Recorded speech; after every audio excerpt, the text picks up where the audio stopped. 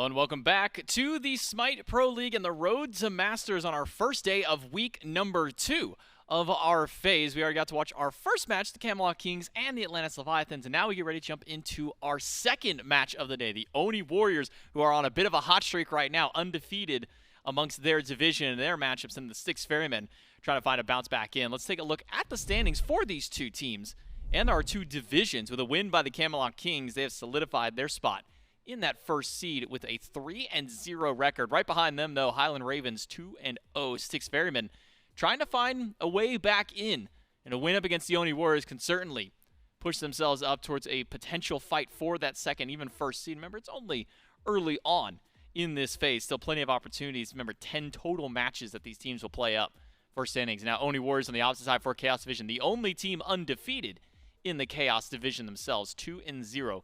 Looking to keep that hot streak going and see if they can join the Kings at a 3-0 pace. I'm J-Mac, and Mifflin actually joining me here on the desk as we get ready to jump into our second game with the Warriors and the Styx Ferrymen. Yeah, I'm excited for this one. I do want to reiterate, though, that in divisional play, these guys are competing for that first slot, auto-qualify to Masters. Right.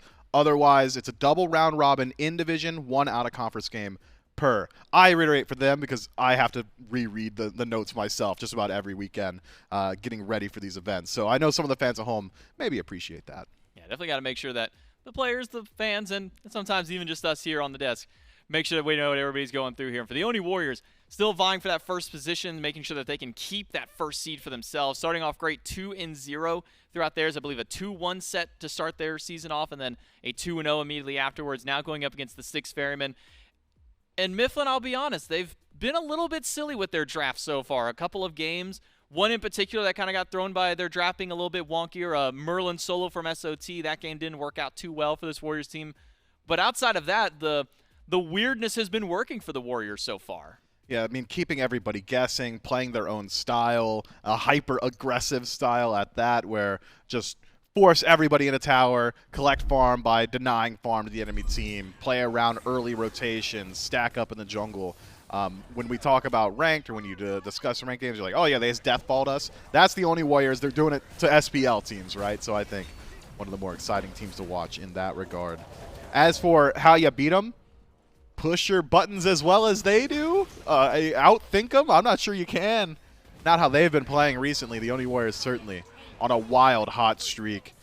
I think if you're to address anything in particular, though, if there's one lane that has been really feeding into that playstyle, it's been Pegon out of mid. I've loved how he's been getting aggressive, rotating towards these side lanes, and then facilitating a lead. Once he puts SOT ahead, he says, all right, I'm going to go over the duo lane. If he puts his duo ahead, he'll do it for SOT. So if you can maybe restrict Pegon, that could be it, but easier said than done. Yeah, I mean, teams have tried shutting down SOT. That hasn't worked particularly well. Again, one instance where SOT's team has not been able to kind of pull himself back up from being focused so heavily down in that solo lane. So maybe you're right. Let's put a little bit more onus towards Pegon in that mid-roll. See if any teams can kind of adapt towards that one. And it's even something that we asked Kiermy in a pregame interview. It says, what do you do against this Oni Warriors team? How do you play against them? He said, well, you can't try and figure out how to draft against them because not even they know what they're necessarily doing immediately. So maybe it does come down to that play on field, and maybe what better team and what better group of players to try and get a play on field. Styx Ferrymen, quite a couple of world championships across all of their belts for their team here. You look at 3 of the players once playing together for a world championship back on the Splicer. I was talking about Cyclone, Aror, and Cyno all together, and then even Aror and Paul teaming up multiple times since that Splice run. It's all the way back in Season 6 now. Those two jumping together have been together since then. And then Baskin rejoining this roster. At some point, Mifflin, though, every single one of these players has teamed with each other to some extent over the course of their career, now bringing it all together as a whole and trying to recuperate from their loss against the Kings last week. Yeah, I think this is a team that should bounce back very well. Of course, one of the more veteran teams here in the league. You've got historied players like Baskin, who has been renowned for his incredibly strong mental. Guys like Cyclone, who are just incredible in-game leaders and shot callers to lock things down. I mean, when you talk about mental as well, I mean, I don't think I've ever seen Aror legitimately frowning. That guy seems like no matter what you throw at him, nothing's going to stick. So whether or not they're reeling from their loss, I don't think so. I think they're coming in with fresh minds here to deal with the Oni Warriors, and that's exactly what you need. capability to play mechanically, I think that the Ferrymen have certainly got that as well. I mean, Cyno plays his own style. He's not willing to shy away from his own eclectic picks, almost just stubborn in his refusal to play assassins. If it's a warrior, if it's a mage, he'll play it. If it's in the assassin tab, almost seems like he just refuses. But maybe some of these more eclectic picks and compositions that the Ferrymen are capable of bringing could be just what the Doctor ordered to fight fire with fire. If that's what the Oni Warriors are up to, maybe the Ferrymen could play their own game as well.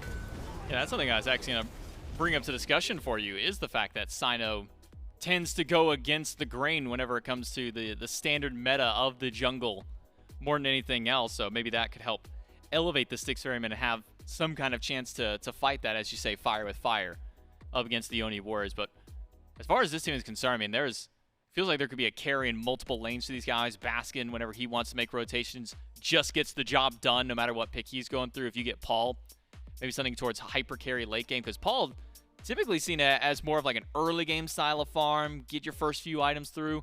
And then when we saw the carry days of him running set last season, once he got that third, fourth item on, Paul was just chainsawing through the background on gods out there, and then CycloneSpin as well whenever he had his stint in the Hunters for the Tartarus Titans last time. Now Styx Ferrymen can certainly be a carry squad for this position as well. But we did get a moment to sit down with a couple of players from these teams, so we'll throw it to our pregame interview with Panitom and Paul.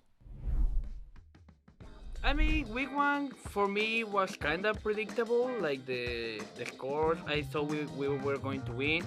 I think it was a bit harder than it should be, but pretty well, like, was what I expected basically. Week one, I think we did all right. Versus the Gladiators, if I remember, we played all right. We made I mean, we're still making quite a bit of mistakes. We're just trying to keep learning, because we're like a new team and stuff with Baskin and Cyclone coming back. Our matchup into Ferrymen, it could be a bit rough. I think they have a really good game style into us. I feel like some teams can adapt like so well, and they are that team probably. I feel like they're like our hardest matchup, and they draft so well. It's so annoying to play against, so I think it's gonna be hard. The biggest threat on Ferrymen has to be Paul.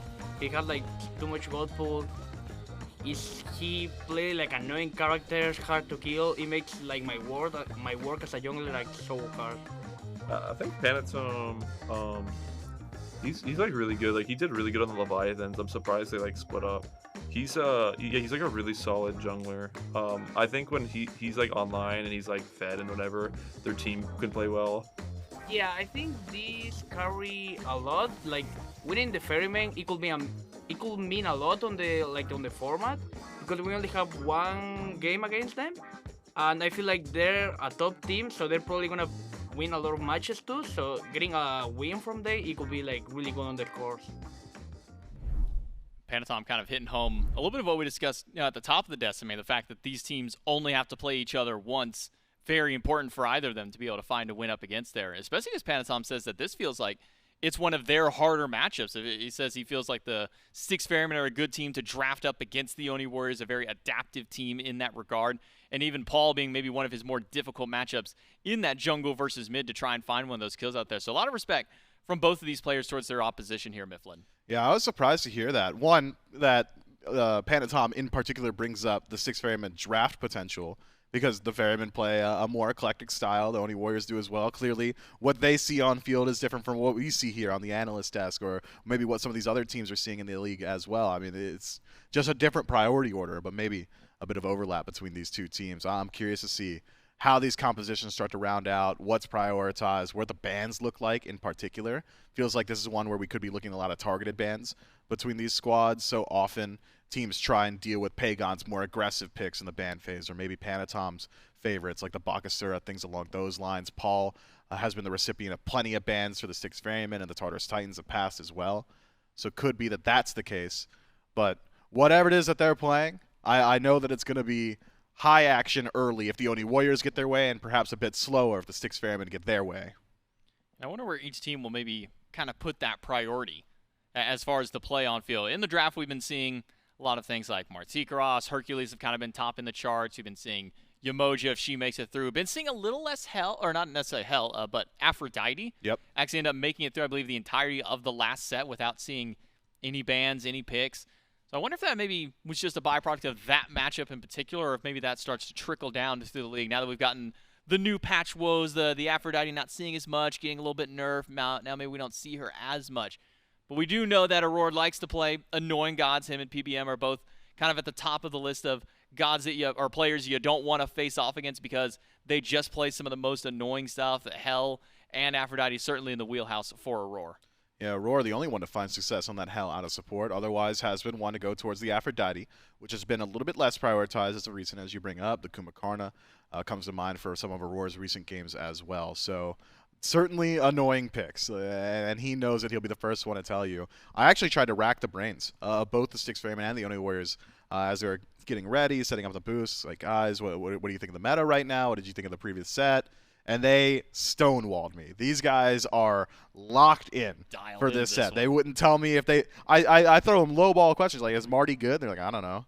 So I think we could be looking at maybe some of the same meta that was established in the previous set, or perhaps something completely different as they've been holding their cards very close to their chest here. But regardless, I think there is certainly through lines that we can follow for these players throughout their careers. Like Cyno in particular, I think will likely go towards things like perhaps the Surtr that he's been playing pretty consistently recently, or even the Nike Warriors, I suppose, in his wheelhouse.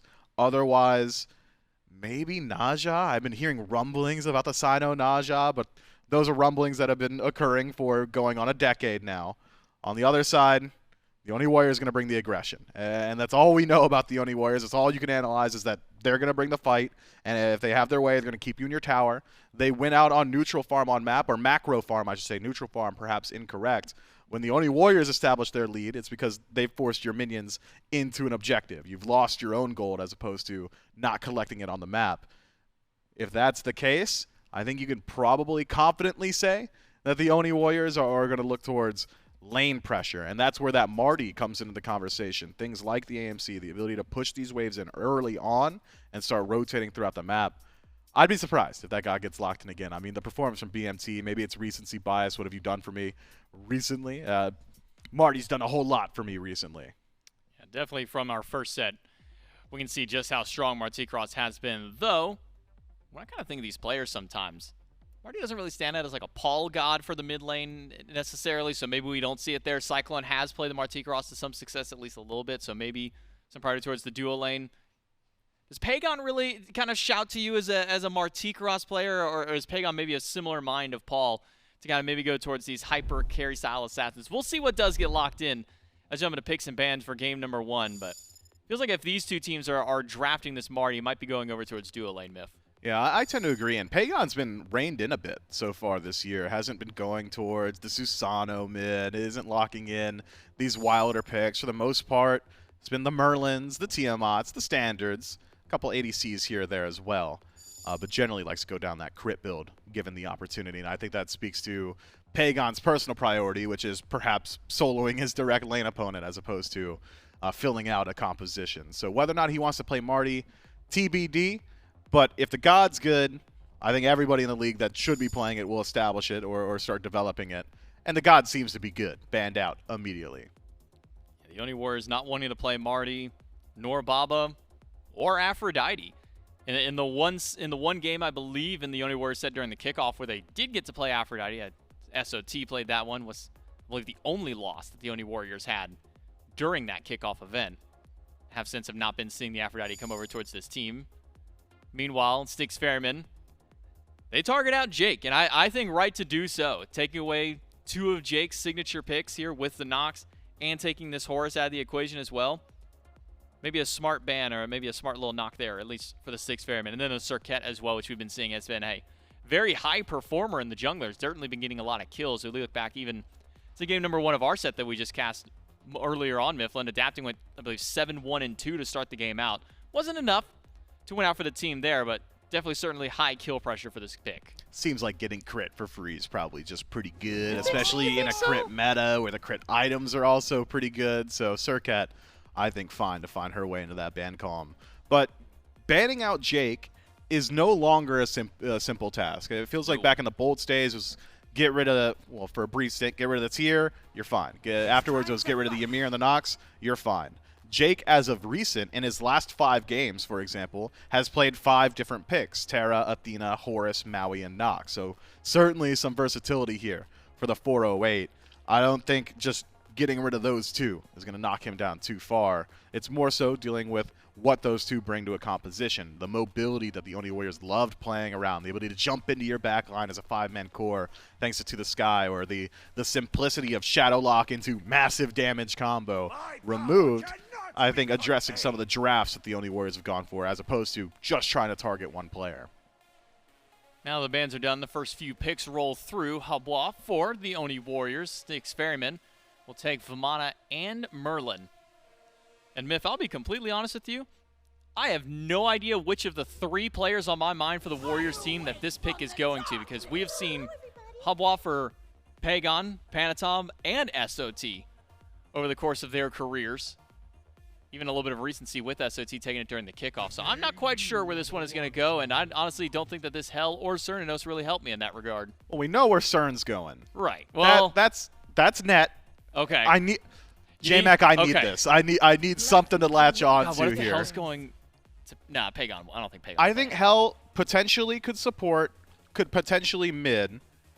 Panitom's certainly incredibly capable of playing the Hebo out of jungle, but let's not play the guessing game with where they're going to go. Let's play the analysis game of what's already been established. And we've got massive burst potential on the side of the Oni Warriors. A Hunter that is just about guaranteed to go down the crit tree, so should be able to restrict a little bit of the Ferryman's build. Likely someone's going to have to pick up a Spectral Armor. And if that Vamana is headed for the jungle, we got an idea of how that direct matchup looks into other crit Hunters in the previous set. If it's a 1v1, the Hunter's going to win even through the HP shield, even through Colossal Fury. So I think Cern, with the additional lifesteal from his first ability, should feel pretty comfortable his ability to defend himself, or even defend himself against the dive of a Nike. If she starts channeling Rend, Wild Hunt as the answer, immediately disengage afterward. What is concerning for the Styx Ferrymen, I think, now looking at what the Oni Warriors have got, is the high sustain potential. This Hell, in out-of-combat situations around Gold Fury, around Fire Giant, has the capacity to drag these fights out as long as possible, turn it into a war of attrition, and all the while, you've got Hebo stepping up or making your team more maneuverable with that Atlas of the Yellow River, Water Spout for poke, fall back, receive your heal, rinse, repeat, right? So I like what the Oni Warriors have got, even if we don't necessarily know where each one of these picks is going. Styx Ferrymen ban out Bakasura and Mercury, pick up Chernobog and the Nike, since the last time we got to dial in on their comp. Oni Warriors, they ban away some supports, focusing out at least on Aror, taking out the Ganesh and the Kabrakan from the Styx Ferrymen. Nike drafted in, and considering the history of the Styx Ferrymen, imagine this one will be going over to Cyno in the jungle, as he's piloted this a couple of times so far. So maybe Vamana for Baskin over into the solo lane. Oni Warriors, maybe with these next 2 picks, we can get an idea exactly of where this Habois is going. Not going to SOT, Guan Yu. Going to be locked in for the solo lane, and if Fenrir gets locked, that more than should at least tell us that this Habois is going over for Pegon in mid. Yeah, I think the Ferrymen give us a bit of a hint, right? With the Bakasura Mercury ban, they're saying, look, that's not Hebo jungle. That's going for Pegon. And it seems they'd hedged their bets properly. Fenrir locked in. Has a good matchup, though, into a couple of these picks. If you can grab Vamana, especially if it's a damaged Vamana, which I don't think is the case anymore with Nike locked in, you could grab him before he goes to the Colossal Fury, try and burst him down. But that same potential with Vamana is true of Nike as well. If she hasn't got beads, Ragnarok is just a phenomenal tool at dealing with her, thanks to the defense shred from Guan Yu, the consistent damage from Cern on the other side. This is something you could not have told me was going to happen. So who's support? Is this Nike support? J-Mac, bear with me. Okay. I'm going wild here because I have to. Let me hear the wildness. I think it's Nike support Opwash jungle. I think that's the case. Right? What? It could also be Opwash support potentially, but you're lacking in CC in a situation like that. Of the 2, and here's my thought process. Is it Vamana or Nike support? Nike's got more consistent CC that she can, engage from a range with that leap, whereas Vamana is a little bit more telegraphed, and you want him able to essentially leave his own backline alone, be a solo agent in the front line. Opwash out of the jungle has got pretty decent ganks. He's got massive damage potential, good lockdown, could rotate through towards the Hell, or even the Guan Yu. Deal with those heals pretty easily. Is it ideal? Is it standard? Absolutely not. Am I confident in my answers? Not whatsoever. I wouldn't, let my friends cheat off me on a test if this is what I'm locking in. But I think that is one of many possibilities. Styx Ferrymen are now the team keeping us guessing. We're prior to be the Oni Warriors. You don't know where these guys are locking in their selections, don't know where certain picks are going, but seems the Oni Warriors have dialed in a much more jungle. Standard composition. It's Cyno, which makes me also double guess myself that this normally would be. I mean, he's the only Nike guy. He's the only one playing Nike jungle. He's the only one really playing Nike to begin with. Maybe it's Opwash support. Maybe it's Opwash support. But Opwash support's tough. I mean, you're already laning against a support that doesn't exactly have CC, and now you're playing spoiler to Hell's game, right? Right. You can't heal. Don't do it. That's where I'm going to get my CC. Could be the case. But, I mean, I don't hate it. Where are the merits of, maybe, let's say this Nike was going support, and then you throw like Vamana jungle for Cyno, and then you throw Opwash solo. I mean, what would be the merits of Opwash support versus Opwash solo? If you want to build a tanky Opwash, why not throw him in solo lane? Stop asking me good questions, J-Mac. That's tough. I'm sorry. I'll do my job a little worse for you. Opwash solo is restricted in that it is stuck in solo. I think that is the concern, right? Whereas if you have it matching the Hell support, you follow the Hell throughout the map. At every portion of the game, this Hell is going to look across the map, directly across, and say, wow, I can't heal my ally. They're going to get stunned or take additional damage. And it allows you to play spoiler a little bit more often, whereas Opwash into Guan Yu in particular, yeah, you're bullying a Guan Yu, but also Guan Yu's got really strong dive potential into Opwash. I think that leaves him susceptible to a bit more jungle presence than compared to support. So one concern, Mifflin, that was brought up kind of at the beginning of the death segment was trying to restrict a player. At least as the bans were concerned, the Ferrymen tried to restrict Jake a little bit. But you were mostly talking about, you can't do anything to SOT. SOT's proven 3-4 times now. If you shut him down in solo, it's not going to do anything. So you say go towards Pegon. Is this a draft for the Styx Ferrymen that can put some pressure on Pegon, can slow him down, and maybe therefore trickle down into slowing down at least the Oni Warriors? What did I say about the good questions, J-Mac? Dial it back a little bit. Sorry, man. That is a question that is answered by knowledge of who's jungling for the Styx Ferrymen. That's true. If it's Opwash jungle, I'm pretty sure Hebo's going to be just fine. I mean, Atlas the Yellow River to immune all those slows, who cares, right? It's not going to be a major concern. If it's Vamana jungle, there's a little bit of concern there. You've got the potential to chase down. Crushing Wave is, create some space, but you're not going to slow him. He should be able to stick to you thanks to the enhanced movement speed of Golden Blade as well as speed buff. So if it's a Vamana, I like that matchup in a Hebo. If it's Nike, I don't hate that matchup either just because she's got the CC to allow Merlin to land his damage. So maybe we're answering our question now. Do I want Opwash jungle? No, I don't. If the strategy is to deal with Hebo, if it's to deal with Pegon, I don't think it could be Opwash jungle. To be determined for the Styx Ferrymen. They've written a novel, but it's all questions, and hopefully we can get some answers to those as we jump into game number 1 between the Warriors and the Ferrymen. I suppose there's a world where if you want to out-Warriors the Warriors, you've got to pick Stranger Things. And it is Aror on Opwash support. It will indeed be Cyno on Nike jungle. I think the puzzle pieces did start to fall a bit, Gore, when we found out, or when we saw the Nike, and it's Cyno, I'm thinking that's got to be Nike jungle. And, yeah. and the slyest smile across Auror's face when the Opwash got gets locked in gave me a little indicator that might be what we're seeing. And Myth spoke to some of its merits. I mean, if you can rotate around with this Hell and maybe limit some of the healing and sustain and the rotation power of that mage support, maybe there's some value. Yeah, I think your job is to just make Hell's life hell, right? Like, it is just do whatever you can to make her have the worst game possible and try to find some success. The only issue I'm having right now, and maybe it's just because it was the last thing we saw out of him last week, we're seeing, and you kind of had this discussion, I think we had this discussion a little earlier, if you have a mage, I think Trelly had said it, a lot of the support players are saying, you know what, if you can make the mage work, if you can get the Lonos Mass to work, things like that, to get the tankiness online, it's more often worthwhile to go that route than maybe a Guardian. And I think it's true for some Guardians more than others, some mages more than others. The Kumba last week has left kind of a bad taste in my mouth.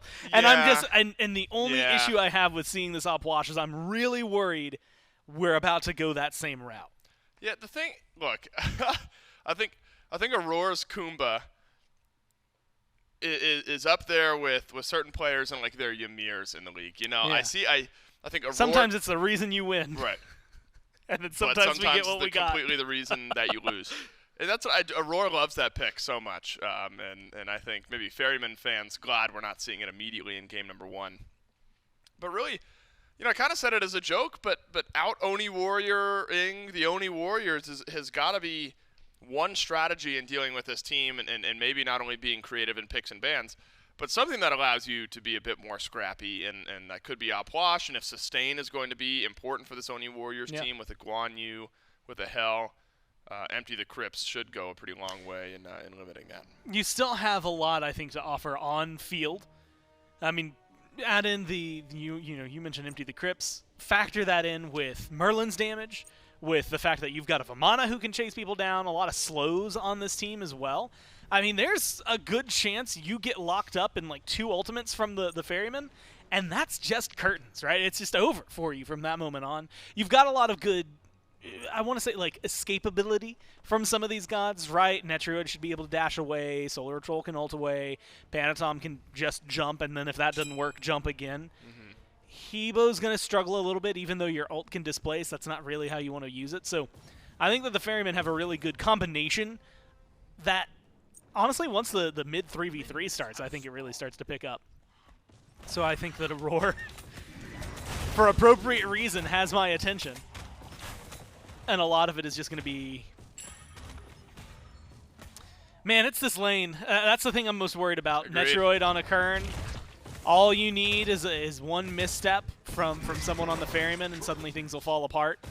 Aror will be relatively squishy. Netrioid should be good at putting pressure on with this pick. And so if they're not careful, it could be a very easy first blood, and sometimes things just unravel from there. If they play it carefully, then I think we get more into that mid 3v3 talk, and I start leaning maybe slightly more towards the Ferryman. All as well. Brutalized does enough. Talk about knowing your damage. First blood to the Oni Warriors score. We're at 45 seconds. Cyno was low. My Pegon goodness. wants more. I mean, and if Cyno was too far forward, might have gotten more.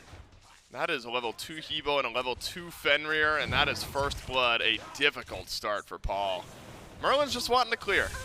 There's too much aggression from the Oni Warriors. And like you said, knowing your damage, right? Pegon being able to hit exactly the amount that you need. The other added bonus is that Hebo just has really low cooldown, so it makes things way easier for you. And if your duo lane's going to get pressure like this pretty easily, I mean, this is going to be a feast. It feels like, at least for Panitom. Yep. Should be able to get a lot of pressure across the board. Vamana might be the hardest gank you have. And until he has ult, that's mostly free as well. My goodness, Cyclone's got to be careful, but so does Awesome Jake, the type of player who wants to W key. And it's been working out so well for the Oni Warriors. One of the highest scoring fantasy supports was Awesome Jake in week number 1. Luckily, it's a relatively light CC lane for Aror and CycloneSpin. Both of the carries have ways of rooting their opponents, but otherwise the supports are just going to be poking out, hopefully, a bit of damage. And so jungle pressure could start to tilt the scales over on the left side of the map, especially depending on mid lane pressure as well. If Pegon can start to run away with this lane, we know that Hebos like to rotate out every once in a while. And I think that's where we're talking a bit about, Gore, because we talked to the junglers. What day is today? Friday? We talked to them literally yesterday. And I forgot that was yesterday. Hey, time moves differently. It does here. move differently. I talked to the junglers, and they made this point about the jungle, but I think it carries over to just Hebo in general. I asked them what their least favorite god to play against was, and every single one of them said Hebo. Well, not every single one of them. I think 2 of the 4 said Hebo, and a third had kind of said, and the other I 2, agree. their opinions don't matter. Their opinions are wrong. but it seemed very linear in their mind. Yeah. You knock up, you water hands, you crushing wave, and it's a very simple kit to kind of string together. It's not the easiest to know when to go in and what to play around, but it seems like a pick or that Pegon can pilot in exactly the way Pegon wants Yep. to play the game. Because exactly what you just said. Imagine just being Nike. You jump in, you're ready to go, you are about to hit Rind, and now suddenly you're in the air. And then you get water cannon, and then you're just locked down. That is dangerous from Aror. CycloneSpin had no intention of rotating out of lane there, or maybe couldn't, just straight up couldn't. He had a wave against his tower and had to clear it. And Jake, so smart, remember with the buffs, you just got to be closer. Once you leash it, as long as you're closer, it's chasing you out. And Aror was trying to pull it back, trying to chase it down, and Net had pressure on the wave. Man, and those are the moments where the Oni Warriors have built the early leads, Gore, and it's just been so hard to pull it back because they're so effective at fighting around that. And now the Ferrymen are 1-1, but it's moments like that where this roster in the past has fallen behind and lost their games in an individual moment or two. Although that's a good moment from Aror, who steals away the shield buff. That one just felt awkward. Felt a bit awkward.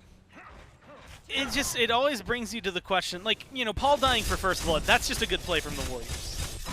What we just saw was still a good play from the Warriors, but also questionable positioning from Aror in general. It really comes down to what do you value the most in the game, right? Is your life as a support worth more than this buff early on? It's a little bit of a shakeup, and we've seen that a lot of the times in past metas where sometimes the support's life just doesn't mean anything. Like, you are worth less than most things on the map. And I feel like Aror can adopt that mindset. And honestly, it's not necessarily wrong, right? If the Warriors are picking up as many buffs as they can, like 1 kill on Aror versus 8 kills on Aror, by the time you get to that 8th kill, what you're really getting out of it is just the time that he's not on map more than any experience or gold or anything like that. And so I don't think it's necessarily a bad mentality. Might have been a little early for how much he was kind of pushing against them. And sometimes you also just get caught out, right? You've got good slows, good lockdown from the Warriors. If you, as an Opwash who's super immobile, are found by any of them and you're not in an already great position, they're going to turn it into a bad position, period. Have to imagine be able to build up some prophetic stacks just fine. A lot of poking going on in that kit. Depends on rotation timing, though. It was awesome. Jake has gone Thebes, and of course we know how easy that is for supports to stack up. Panitom and Cyno, both level 6, which means they've got their ults, and those are different types of power spikes. Of course, the dive in, big shield, and the slow from Cyno should set up something effective. But that hard CC in the Ragnarok, really game-changing for Panitom, depending on where he places that aggression. Has Blink as well. And Aror does not have beads. Cyno does not have beads. Baskin has to play around his ultimate. Got to imagine there are some targets for the Warriors jungler. And wouldn't you guess it, Baskin gets pulled back by Panitom. Cavalry charge finds a stun, and the damage will follow. And every once in a while, I get it right. That's a gank over to Soul. And what I was going to say was that, you know, Cyno's probably the most in danger. And it's going to be because of what you're about to see. That shield does nothing, and he takes no tankiness. I mean, it is a very easy pickup. I mean, it comes to about as simple as it can get, right? Panitom Fearless, nice Talu Assault for that 2nd kill. But Cyno has no tankiness in this build yet. And when he gets it, maybe he survives a little longer. If Baskin had ult, that's a very different story. Baskin not having ult and 2 big CC ultimates coming his way, it's a very easy kill for the Warriors when it comes down to that. I wonder what best case scenario is there for Cyno. You get a kill on the Panitom. Yeah. You just trade one for But in all one. likelihood, SOT immediately turns around another kill, and the Guan Yu is strong. Though Panitom at 3-0, well, now he's 3-0, right? He wasn't. He wouldn't have been a shutdown earlier on. A big moment here. We are 7 minutes into this game, and this is a ridiculously big moment for the Styx Ferrymen. A Gold Fury getting pulled by the Oni Warriors and going to get confirmed by the Oni Warriors. Call it nearly 4K at 7.5 minutes. Feels like some mistakes from the Ferrymen paired with really aggressive play from the Oni Warrior. Gore, you know what this feels like? Bullying? This feels like when you're in class and the teacher is yelling at a student. Okay, so bullying. Sure, in a way. Yeah, no. And it's so uncomfortable for everyone else Yeah, who's it's that watching. You know what I awkward mean? where You're sitting just there and in you're like, silence. What do I say? And it's or usually you're because like you're this- at a friend's house and they're getting reprimanded by their parents. Right. And It's you're that just same type of, I'm like, my goodness, we're 8 minutes in, we're 5-0, we're down by 5K already. And it's been a pair of mistakes and also great play from the Oni Warriors, it feels like. Mistakes from the Ferrymen, that said. And good aggressive play from the Oni Warriors. This is how they've won their games. They've outpaced their opponents. I would say this is outpacing to the limit that you Oh, can yeah, I kind of haven't start to seen push this. it, right? Like this is, at least as of right now, I mean, you had to go back, like looking at last week, what was it? The average game time was like 35 minutes, something like that. 28 was like the shortest. We had a 53-minute, a couple 40 minutes, a lot of longer games. And the shorter ones have been the Warriors. This feels like a pace that is just being set to kind of showcase what they have. This might be a really, well, could have been a really but now they're important in kill trouble. in return. Baskin has ult, but Panitom will be here. Brutalize. Gets the Will ult. get the Colossal Fury out of Baskin. Cyno sends some damage forward as well. Pegon was actually going to rotate in and ended up hovering back towards mid. Now, remember, Panitom has Ragnarok. Baskin does not have beads. Cyno does not have beads. And so as long as Panitom's on the right side of the map, either of those two under threat of an early kill.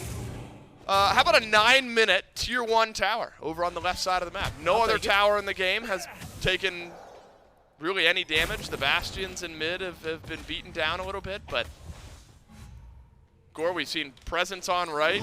Panitom has been all over the map. He's 4-0, and the duo lane of the Oni Warriors has not needed much help. The Warriors saw that Kings game and said, wait, they just set the fastest game for this season so far. What was it, 22 or 23 minutes? Yeah, just the low 20s, right? Not anything too insane. The last couple of years it's been like 17, right. But they saw it and they decided that they were going to try and test their own pace. I mean, this has just been really well played. It's not been completely unstoppable as of this point, right? Like, I mean, Gold is still just absolutely far and wide ahead. And you can really see, I think, most of that manifesting probably in the jungle, right? 2-level lead right there, 3 levels in support. It's full tier 3 for Jake. That isn't picked up on the other side. You're just getting a lot of bullying. Like, Panitom doesn't need to get a kill there for that to count as a win. They get the Pyromancer, and he gets Paul's beads. I mean, that's just a massive win for the Warriors. That doesn't necessarily scream like it's manifesting immediately on the board. And it's just, I don't know, it's so difficult, I think, to fight back in, especially now that the neutral objectives are gone. Most of the things the Ferryman had as options. Kind of struggling against to try and step up. I mean, do you go for this Fury next? The way things have been going, I'm not trying to step up to it. Well, Gore, I think that's, you shine a light on Paul losing his beads. That's now massive. If the Oni Warriors pull this Fury in the next 30 seconds and Panitom is going to get his ult back, Paul can't step forward without beads. And CycloneSpin, he'll not have beads either going into this next Fury fight if it's immediately pulled by the Oni Warriors. Yeah. And so then you're hoping that Baskin has Colossal Fury and Panitom will simply just say, I'm not going to ult Baskin. I'll choose any of the other 4 and it'll be a better target. This is an opportunity, and now you see him collapsing in for the Oni Warriors to either bait someone in or just immediately pull the Fury, get themselves another objective, force back the Styx Ferrymen a bit further. Looks like it will not be an immediate pull. And again, really I was levying that as a way of saying Cyclone won't have his beads for another 20 seconds. Huh? But It'll be a delayed immediate it'll pull. be a delayed immediate pull. You know, we're 10, 15 seconds after the spawn. Cyclone's still 15 seconds without beads. And this has got to be the only choice for the Styx Ferryman, simply not stepping forward. But Gore, Aror is 4 levels behind. He's level 8. Awesome Jake is level 12. 1 level behind Paul and Baskin on the Styx Ferryman. You've got a Hell who's essentially equal with your tanks. At the 12-minute mark, things are looking desolate. Now, where the Oni Warriors have made life difficult for themselves is overextending, too many solo missions, things like that in moments like this. And I think that's where you have to keep your eyes open, doing too much with the lead that you've built. Yeah. It's the question of can you continue to play clean Smite. And so far, I mean, look, if you've been watching this 12 minutes, 12 and a half minutes, this has been a lesson in A, how to get a lead, but then B, what to do with that lead, right? Pressure on the map, what that can then immediately equate and try to find some fights. What we've seen, as you mentioned in the past, and what we're hoping not to see here, is throws from the Warriors. You get a kill onto Aurora in mid, that's a good start to keep things going the way they are. I mean, it seems difficult. It's a immobile mage with no beads against a Fenrir. I mean, that's got to be some of the easiest decision-making for Panitom every day of the week. 0-3 now for Aror on the Aphrodite.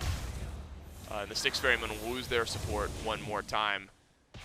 Got a minute and 15 to the next Pyromancer. Luckily for the Oni Warriors, they've got enough of a gold lead that's sieging up these next couple of towers. No big deal at all.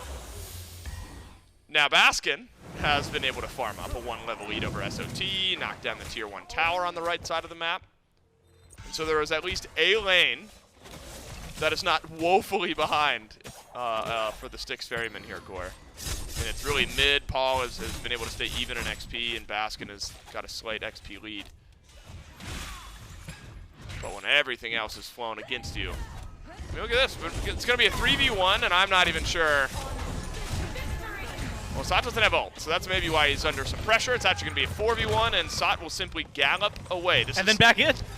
This is a large investment from the Styx Ferrymen just to lose your support for the 4th time this game. The thing I want to latch onto there, it has nothing. I mean, Sot, look, he's just ahead. Whatever they're trying to do, the minute he ults, that's the disengage. The fact that anybody stays after that is just a slip up from the Ferryman. I want to talk about the lead that Baskin has, because we see this a lot, and we actually saw it in the SCC earlier. And now that I'm thinking about it, really what you're seeing is 4 people on the Warriors are just playing their role and farming their role better. Sot is playing his role better, but that doesn't mean he's farming. Because his team is so far ahead, he is actually like more valuable to lose farm, lose his tower, and rotate into these fights than it is to have someone like Baskin come in when your team's already losing. Pegon sends a knock up towards Cyno. Pyromancer goes to the Styx Ferrymen, but that might only incense the Oni Warriors to chase down their targets. Sot agrees. Baskin, through the Colossal Fury, leapt upon by, at the time, the 5-0 Fenrir. Yeah, go for it, man. And now 6-0 Oni Warriors. They already have all 5 on this side of the map. They don't care about the baby fire. They want the big one. They'll get it. 15 minutes exactly for the Oni Warriors in their first FG of the game. Unless we see some really, really, really heavy meta changes, I'm going to go ahead and say that's probably the fastest Fire Giant we're going to see all year. That is, I mean, how often do you have this much of a lead this early on in that scenario laid out, right? 2 kills right next to the FG pit, a very easy pickup. That Runic Bomb on Cyno, I want to do a heat check in about 5, 6, 7 minutes. When the game is over, if that thing's still in the inventory, then that might have been the most worthwhile loss that the Warriors ever could have received. I mean, look, you're picking up a good couple of kills. You really get the pressure on. Panitom 6-0 and giving us another pick that I think starting to maybe deserve to be on that ban board. If you're the Ferryman here, where are you looking to fight? It's under tier 2s. I mean, look, 15 minutes, like a 15-minute Fire Giant. If we're talking about it, which we should be, it doesn't get you a whole lot, right? I mean, 30 minutes. Backdoor protection stripped, very easy to go into Phoenixes, things like that. This one, with your lead, that tier 1 and right, guaranteed should be. Tier 2s, if they decide to step up, the Ferryman can definitely defend a little more. But it doesn't look like they're willing to step up. And maybe that's just because of the level gaps that we're starting to see. 3 levels in the jungle, 6 in support, 3 there for the carries. If you lose a Phoenix off this first FG, I mean, that honestly might be the last nail in the coffin unless you are willing to drag this game out another 30 minutes, or unless Baskin can get something really done over on right. Baskin, he'll back, so it looks like won't go for the Phoenix, but opens up a win condition later on for the Styx Ferrymen. That's got to be way, way later on, though, because the Oni Warriors are looking to get this one done quickly. I bet Panitom's going to get some good value out of this erosion here, Goremizer. It's normally an item that we see supports pick up. But limiting shielding. Wouldn't you guess it, Baskin and Cyno both have some shielding. Yeah. I'm thinking if Panitom is just playing around those two, this could be a big, big value pickup. Whereas Awesome Jake has gotten more protections, more value, Lotus Sickle with his healing. And it's also probably a pickup that when you're this far ahead, you're level 18, 3 levels ahead of your jungle opponent, you have the ability to get a bit more flexible and a bit more creative with your build. Plus, your team might have had what is just one of the most valuable in terms of gold and map pressure created. Fire Giants that we've gotten to see all year, maybe in years, and you might get a kill out of it. You will. It's Aror 0-6 now in game number 1. CycloneSpin is not here, but it's a Chernobog. If the threat is really there, Cyclone can just rotate into this fight, but Oni Warrior sense this. Cyno left out of the fight. A cavalry charge won't chase him into the fountain. Cyno able to scurry There's a little bit of restraint. A little bit of restraint. Cyno had beads, had to use them. That's why the stun did not connect. Panitom back in once more. But watch out, Paul's got a double pull. And now the sustain will make its way in. Fire Giant falls off at the 18-20 mark, and the Oni Warriors, my goodness, they've completely opened the base and half of a right side Phoenix. And you know, this is actually one of the few moments where I almost miss the Fire Giant respawning right as the belt disappears. In most circumstances, whoever got it last is going to just get it again. But because of the low health bars there, and admittedly they probably wouldn't have made those plays if that was the case, you could have led into a position where the Ferrymen finally have something to do on the map. Now I'm quite literally grasping at straws. I mean, the Pyromancer means virtually nothing. Also, I'm going to do my check-in. Cyno has used the Runic Bomb, so at least a little bit of value there. The map state's not terrible. It's pretty much everything else that is, right? You still have all three of your Phoenix standing. They only have 3 towers on the other side, so you found some good balancing points, maybe some good ways to get a win. I don't know how the hell you start a fight if you're the Ferryman. I mean, like, does Cyno go in? We saw what just happened. Well, Aror can't do anything, yeah, right? No, Aror might as well not be in the game. But see, this is... It's interesting because... And maybe I'm wrong here. This is a plat brain, just theory crafting. Like, the idea behind Hell is you get good sustain, a little bit of damage in there, you've got a cleanse, there's utility outside of CC. Yeah. I suppose what you're hoping for with Aror is that the anti-heal and maybe the stun that occurs when healing is done by the Oni Warriors is enough utility to counteract that. If Aror was level 17, like Jake, Jake, 6 levels behind. I feel like we absolutely get to see an Opwash that is actually keeping up. I don't think in the vacuum that it's doing poorly. I think that a lot of it is just you're 6 levels behind your support. You're 0, 6, and 0. You've had to go Emperor's Armor super early on, so your team can just defend their Phoenixes at this point. I mean, you're 20 minutes. It's not necessarily that the pick goes bad. It's that the game's gone super bad, and a pick like this is going to get punished. Period. Unfortunately, 6 of the 10 have been on the Opwash. No beads early on, made it an easy target for the Fenrir. That's the utility that we've been looking for with Aror. Was empty the crypts and it didn't do anything. It actually put Aror in a bad spot. Baskin's got to get jumped on. Gore, we had a 22-minute game earlier on today, and the Oni Warriors want to best it. Took it as a challenge. We're at 20:40, so a minute and 20 seconds away. You have sustain, you got the Hell, and a double stun.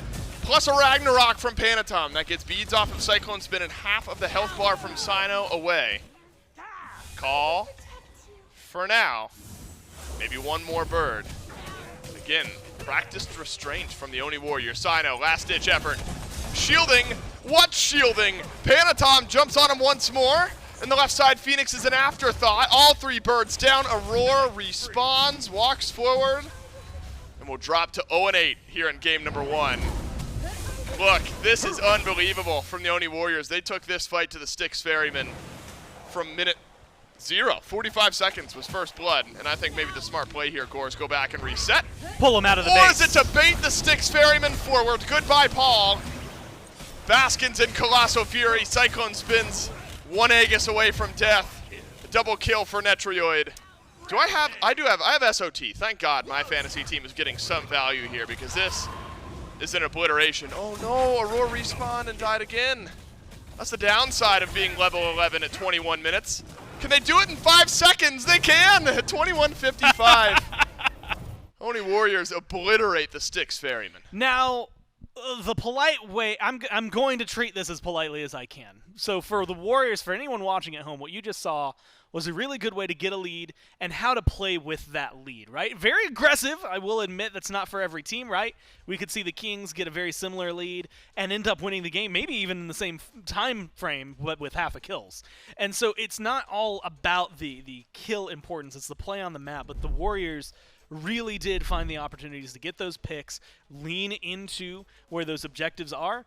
And unfortunately for the Ferrymen, it just is a lot of really good rotations on top of really, I don't even want to say lucky, it just mechanically outplayed moments where Yeah. Fenrir's getting in there and causing a lot of disruption. I mean, I'm thinking that kill on Baskin very early on. Like, First Blood, you can make up for that, right? Paul going down there, can't really blame him. Merlin early in the game, it just happened to have the damage fall on the other side.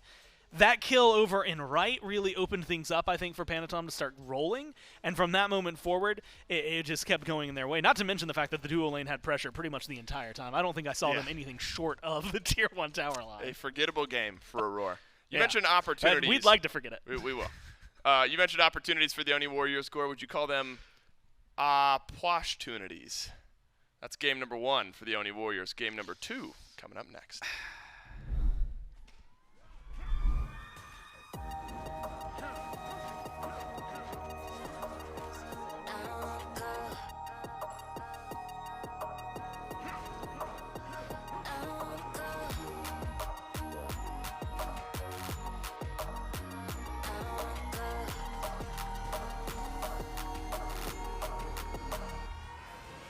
Keeping me all night. Keeping me all night.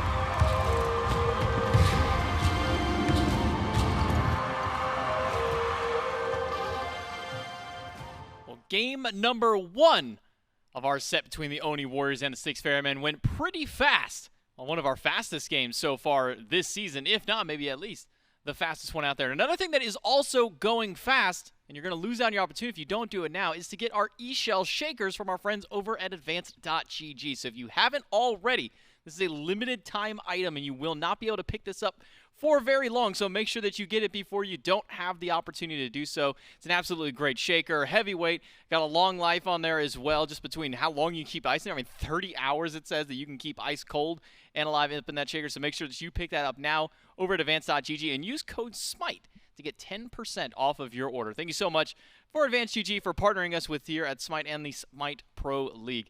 Game number 1, Mifflin, this is maybe a hard one to necessarily break down, except for the fact that Opwash support didn't work really well. Panitom got very active on the map, and the Oni Warriors honestly kind of just owned for the first 10 to so minutes and led to the rest of the game.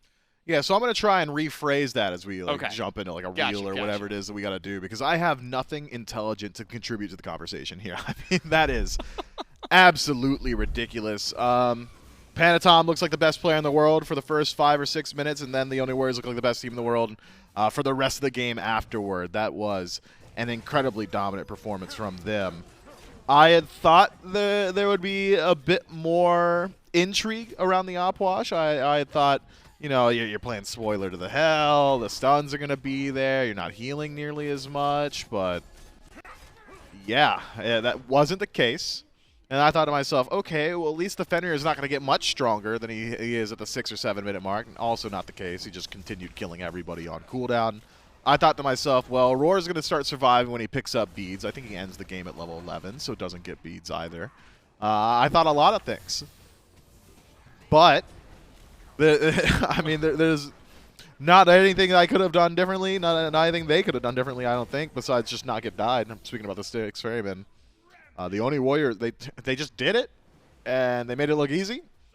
And they're both SPL teams, and they did not both look like SPL teams in that match. Mifflin, would you say you have very good negotiation skills? I guess not. I'm at a loss for words, but yeah, sure. No, I was going to say, because I'm going to need some help trying to convince somebody else to trade Aror with me, because that's my fantasy support. Oh, that man. was a bit of a stinker of points for me. Purely lost points on that one. I got Baskin and Cyclone. Are we able to make multi-trade like that? I mean, you look, my two guys, 05. Your guys, 09. I don't want them. You can have them. I think he actually made up the deaths for the entire team, plus a little bit extra as well. Oh, wow. An unfortunate game for Aror and the Styx Ferrymen there. Idea didn't necessarily work out, and just to poke a little bit of fun, sometimes that's what happens when you try and take some of the weird support, or what some of the weird picks that the pros do into your casual game. Sometimes you get moments that look like that, but an unfortunate spill for Aror. The pick didn't work out for them, so back to the drawing board, probably the easiest thing to say for this squad. Try and come up with maybe some better strats to go up against this heavy sustained composition. Maybe one of those answers to that one, Miff, is just don't give them such a heavy sustained composition. Yeah. But was it the sustain, or was it Panitom killing everybody the entire game? Panitom just kind of winning. And then was it Jake, who was also like 7 levels up, also killing everybody the whole game? Yeah, it's also kind of that. Yeah, or maybe was it Pegon just one-shotting everybody the whole game? No Opwash support. No Opwash. We'll say that might help. But no Opwash support maybe. Picks and bans for game number 2. We'll see what the Styx Ferrymen change up to try and slow down the Oni Warriors, if you even can do some. He has a kill over in the dual lane right away up against Aror, and then immediately following into another kill in the mid lane for Panitom and the Oni Warriors. They start up 2, and Panitom runs over to the right side, picks up 2 immediately after that one, and from that point it was all downhill for the Styx Ferrymen. Was the other start of at least the answer? No hell. No more hell going through for the Oni Warriors. So you don't need the Opwash That's anymore. Step number 1. Opwash not necessary. But maybe try and reel a little bit of extra in there. Hell and Nox banned by the Ferrymen. Opposite side, Oni Warriors. No need to change what they're going to ban away. They go with their same 3 from game number 1. And then a Hebo to end out for the Styx Ferrymen, putting a little bit of respect over towards Pegon in the mid lane. They leave Horus up, and that seems to be one of the go-to supports if left available. Yeah, one of Jake's favorites was banned out in the previous match, now available. So Jake will be taking that one for himself. Well, assume Jake. Could be SOT as well. Could be Panitom if he really feels like it, but I doubt that one. I'm going to go ahead and operate on the assumption that that is going to be Horus out of support. Regardless, has very strong linear initiation, go into the stun with the fracture, the knockup from there, have the rest of your team follow up or disengage with the heal. But the bread and butter has got to be to the skies, the ability to reposition your entire team at a moment's notice. It makes it very interesting around sieges in particular. Some tech that we've seen recently used pretty consistently is the ability to teleport your minions as well, getting rid of that backdoor protection and dealing with those Phoenixes in late game situations. But on the other side, the Styx Ferrymen have got themselves a strong two-man core, both aggressive, both have potential to dominate the game with a lead, Cern and Vamana. I like these picks, but it's so hard to build any confidence after how game 1 had gone. Also, with Cyno in the jungle, it's unsure still where this Vamana might land as well. We've been seeing a lot of jungle. We've been seeing a lot of solo. If last game's any indication, probably going back to Baskin in the solo lane. But that's a to be determined for the Styx Ferrymen. Saying that probably doesn't need too much speculation as to where they're going, though. Are these picks for the Oni Warriors so far? Horus, Serqet, and now a Merlin all locked in. Pegon getting a pretty powerful mage in the mid lane, even taking one away from Paul. Because as of the last 5-6 games between these two mid laners, this is the only pick that has at least been in the wheelhouse of both of them. So now the Oni Warriors grabbing that. The instant response to the Ferryman, Aror, going away from the Opwash, no more of the squishy, immobile mage support. Now going to still something a little immobile, at least in that role, but a little bit more tankiness and maybe a little bit more setup for the team. Yeah, I like the cripple into Horus and Serqet. Major parts of their kit relying on mobility. You're locking down half of both of their kits. Horus and Serqet won't have access so long as they're affected by those chains. It's conditional CC immunity in Serqet Ultimate, has to have an enemy nearby. Generally, you'll see Serqet ult and Ares in response to Ares ult, but if that's the case, you're exactly where the Ares wanted you anyway, just not stunned. So potential there, or you could even ult a minion if you're near one. But again, conditional CC immunity. Ares should be able to find some ultimates in some of these late game team fights in neutral territory around the jungle. Onto the Serqet in particular, Merlin no CC immunity kit means no escape should find value there as well. I like the Ares. I think it's a smart answer. If you're getting absolutely blown out in the early game, pick something that can fight back. That said, there is a misconception about Ares that he is a level 1, level 2 god. Simply not the case. Ares is incredibly powerful come level 3. If you've got 2 points in chain, Tiamat. you can now all of a sudden start soloing ADCs or doing upwards of 60 to 70% of someone's HP bar. Level 1 and 2, I mean, you're good at clearing waves, you're good at clearing jungle with that Searing Flames, the third ability, but chain not exactly so valuable. Not yet. Well, as we roll through the bands, Rom and Guan Yu from the Styx Ferrymen, Naja and Iset from the Oni Warriors, and make no mistake, those are both bans to Cyno from the Oni Warriors. So we still are unsure if this Vamana is going to be going to Cyno or to Baskin for the Ferrymen. We'll have to wait until the final selection. Tiamat for Paul in mid, a great god to farm up and be ready for that late game. Should you get an opportunity to make it to late game against the Oni Warriors after the fast-paced Game 1 performance might not have that same level, but maybe definitely something a bit safer Ishtar. for Paul in that mid lane to kind of keep him there. Seeing the Rom ban and the fact that now mid lane Ishtar has fallen so far out of favor from the Hunter players, it seems that Cernunnos has taken the crown as the top priority Hunter. Yeah, I think it's that just phenomenal ultimate, the Wild Hunt, so disruptive in these team fights, the cripple as well. Just makes him a very potent tool in the 5-on-5 stack, whereas Ishtar still has some of that potential, cripple and stun with her ultimate, but a little bit more conditional, a little bit more narrow in effect as well. Hard to affect multiple targets, generally very good at dealing with just the one. Surtr to round out the draft for the Ferrymen. That's your jungler. There it is. So you know that Vamana is now going to the solo lane, if history's any indicator, and Cyno has been playing a good deal of Surtr as of recent. I talked to him and I asked him, Cyno, why do you max out that third ability? What about that appeals to you in the jungle? He said, it's really good in the team fight. If I'm fighting 2v2 or 3v3, getting that AoE damage, incredibly powerful. If you've got a lead, it really facilitates that auto attack playstyle. But if I feel like it's more so about finding picks or single target, he'd said maxing that first ability probably going to be the eyes or where he goes with it. So we'll get a good idea of that as the game develops. You can keep your eyes on that. as the game develops throughout the early, what mindset Cyno has going into it. But when I look at these drafts, top to bottom, I do see enough of an adaptation from the Ferrymen that I've got a bit more confidence in the early. As you said, Tiamat a little bit safer, shouldn't fall prey to Panitom on first wave or even second wave like we'd seen in the previous game. Has got a little bit more time to spool up. Ares giving over bolster defense. It's 50 prots both ways in a late game team fight. So if Hades is simplifying the engagement with Pillars of Agony, just dragging everybody together, so long as Ares is there, you're going to be taking a whole lot less damage. So I like this from the Ferrymen. My concern does lie in the duo lane, though. If Panitom feels like he doesn't have an opportunity to gank in mid because Tiamat's so good at playing back or just sending her minions down lane to not miss out on farm, you're really not going to gank this Vamana either. Colossal Fury, for the most part, pretty difficult to deal with unless the ultimate's already down. That means that he's got a simple, just easy target in the Cern that he can continually try and rotate through, and likely where he will try and put that pressure could put the Ferrymen in a precarious situation as they try and facilitate Cyclone. So with these two compositions, Smith, Oni Warriors got very active in the early game in game number 1, making rotation towards duo by level 2, level 3. We could be talking about any even Warrior towards set. mid.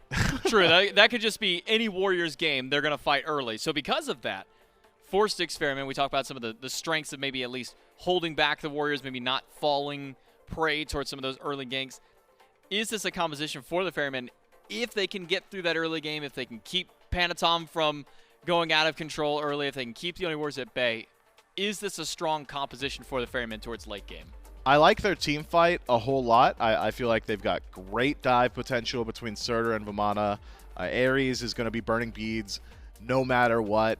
Maybe you're going through the ultimates first. Otherwise, it's really only up to Ares to burn those beads, which is a concern. Generally, when you have an AoE ultimate that is so contingent on CC immunity being down, you want to have at least 2 of them, right? So the Ares Hunbots combo comes to mind of one of them's going to burn beads, the other one's going to find the value. I'm not seeing anybody else burning beads consistently here for Styx Ferrymen. Maybe Cern can do it, or Cern's going to make use of the beads burnt by Ares, but Surtr has single target CC. Tiamat has AoE, but it's a narrow margin, narrow area. Difficult to hit multiple targets there. Vamana, for the most part, isn't going to be burning beads. I mean, the slow at times might do it. The knock-up not necessarily going to do it too often either. So that's my concern. How are the Styx Ferrymen dealing with the CC immunity of the Oni Warriors? But besides that, good damage output. I like their ability to create space in the backline. I feel like for the most part, their own personal backline is pretty self-sufficient. Tiamat and Cern can peel for each other very effectively. It's just withstanding that absolutely animalistic early game that the Oni Warriors have just locked down. So if you're Cyno on this Surtr, Paul's probably not going to get too active early game. You're on a Tiamat, needs a couple items to get through. Baskin struggled a little bit in the solo lane up and against his matchup earlier on. Now maybe has an even more difficult matchup going into the Hades. If you're Cyno, where are you maybe putting a little bit of assistance to kind of get the Styx Ferrymen through the early game? Are you going over and playing through this Ares and Cernunnos duo lane to try and find picks there? Are you playing through Paul to try and make sure that he can get to late game? Well, where are you with this Surtr jungle with Cyno trying to help out the Ferrymen? I feel like Cyno's got a couple of targets that he could probably try and exploit throughout the early. Pegon on this Merlin. Flicker is a very short distance teleport. So the long-range stun that Surtr has should allow him to chase out pretty consistently. And then if you connect the slow, all of a sudden the Merlin has nothing left, has to turn and fight you. So potential to fight there, play through Paul in mid. But you've also got similar potential in the duo lane as well. I mean, Ishtar, for the most part, wants to get aggressive, wants to leverage that aggression, the lob auto attacks, the ability to look for those 1v1s. And in order to do so, has to play pretty far up in the lane. It's not a Thor ultimate, it's not a Rat ultimate, but it's still a semi-global from Surtr, so maneuverability certainly there. So mid and duo, I think, probably for the most part, where the Ferrymen put their jungler.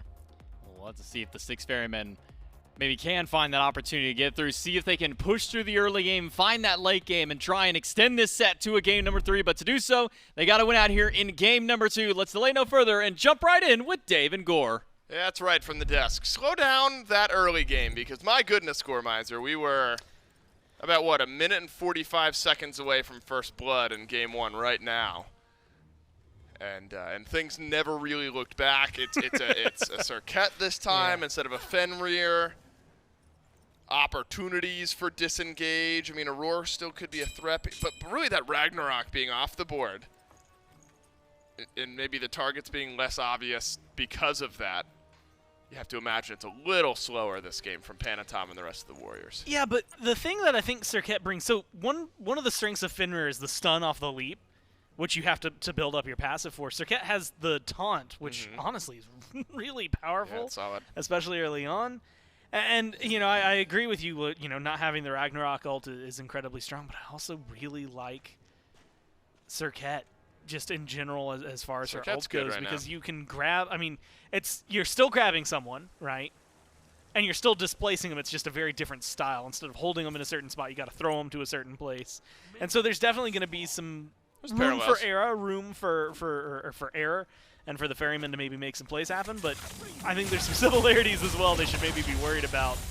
The good news is that you've got a pretty tanky lineup as far as your team goes, right? Like Vamana, Surtr, both Warriors should have relatively good health and survivability early on. Tiamat, we have seen survive so much. And then Ares on top of that as a Guardian. So it feels like it should be much harder to snowball the same amount as the Warriors did in Game 1. Early level 2 from the duo lane of the Styx Ferrymen, and a bit of pressure building up in mid as well. Netrioid close to going down. Action shifts back towards mid. We've avoided the 45-second first blood gore. This is exactly where first blood happened in Game 1. Won't happen to Paul this time around, so that's good news. There is potential, you know, look, we can't avoid talking about the stinker of a Game 1 that Aror just had, and at 0-9. Something like that! Oh, there might still be a first blood over in mid. Panitom should scurry away from this, Nice has blink. to use the blink. Paul just might have had the range there. So, little leverage now for the Styx Ferrymen. Though Panitom can sustain up just a little bit further. And call it a small win. Again, I think just stabilizing and maintaining will be a win for the Styx Ferrymen after a 22-minute Game 1. Yeah, if we are at 9 minutes and not talking about how the game feels done already, that might be a big deal. Saw it. He might drop. He is. Baskin solos SOT.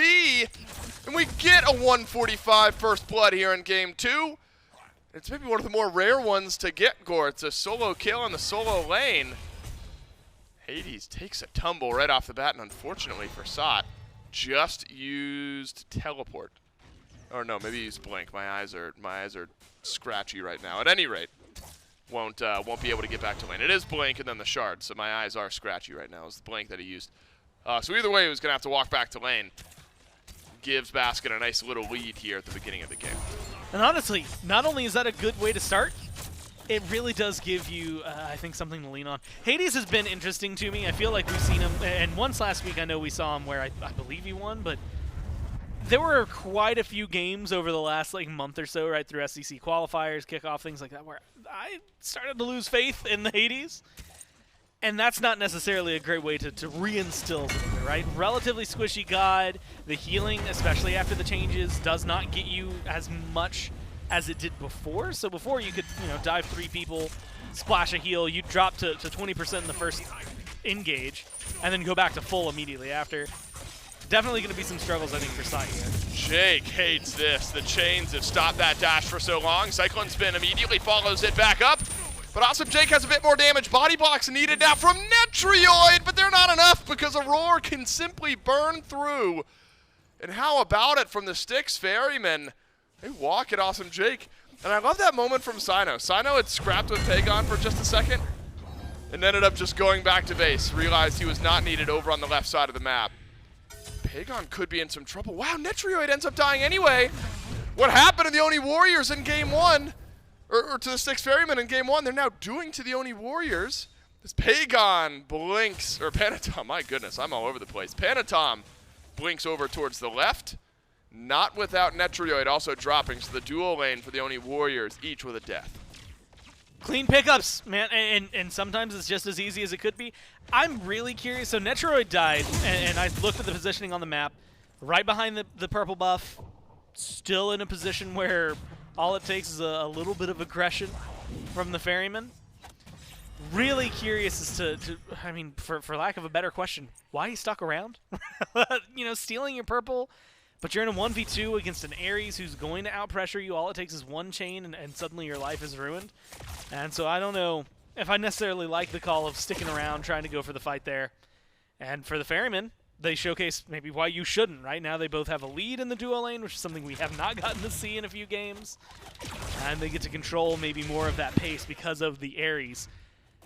We're entering that conversation, though, Myth was having on the desk, which is that we're approaching ults for Aror time and beads on the other side. Yep.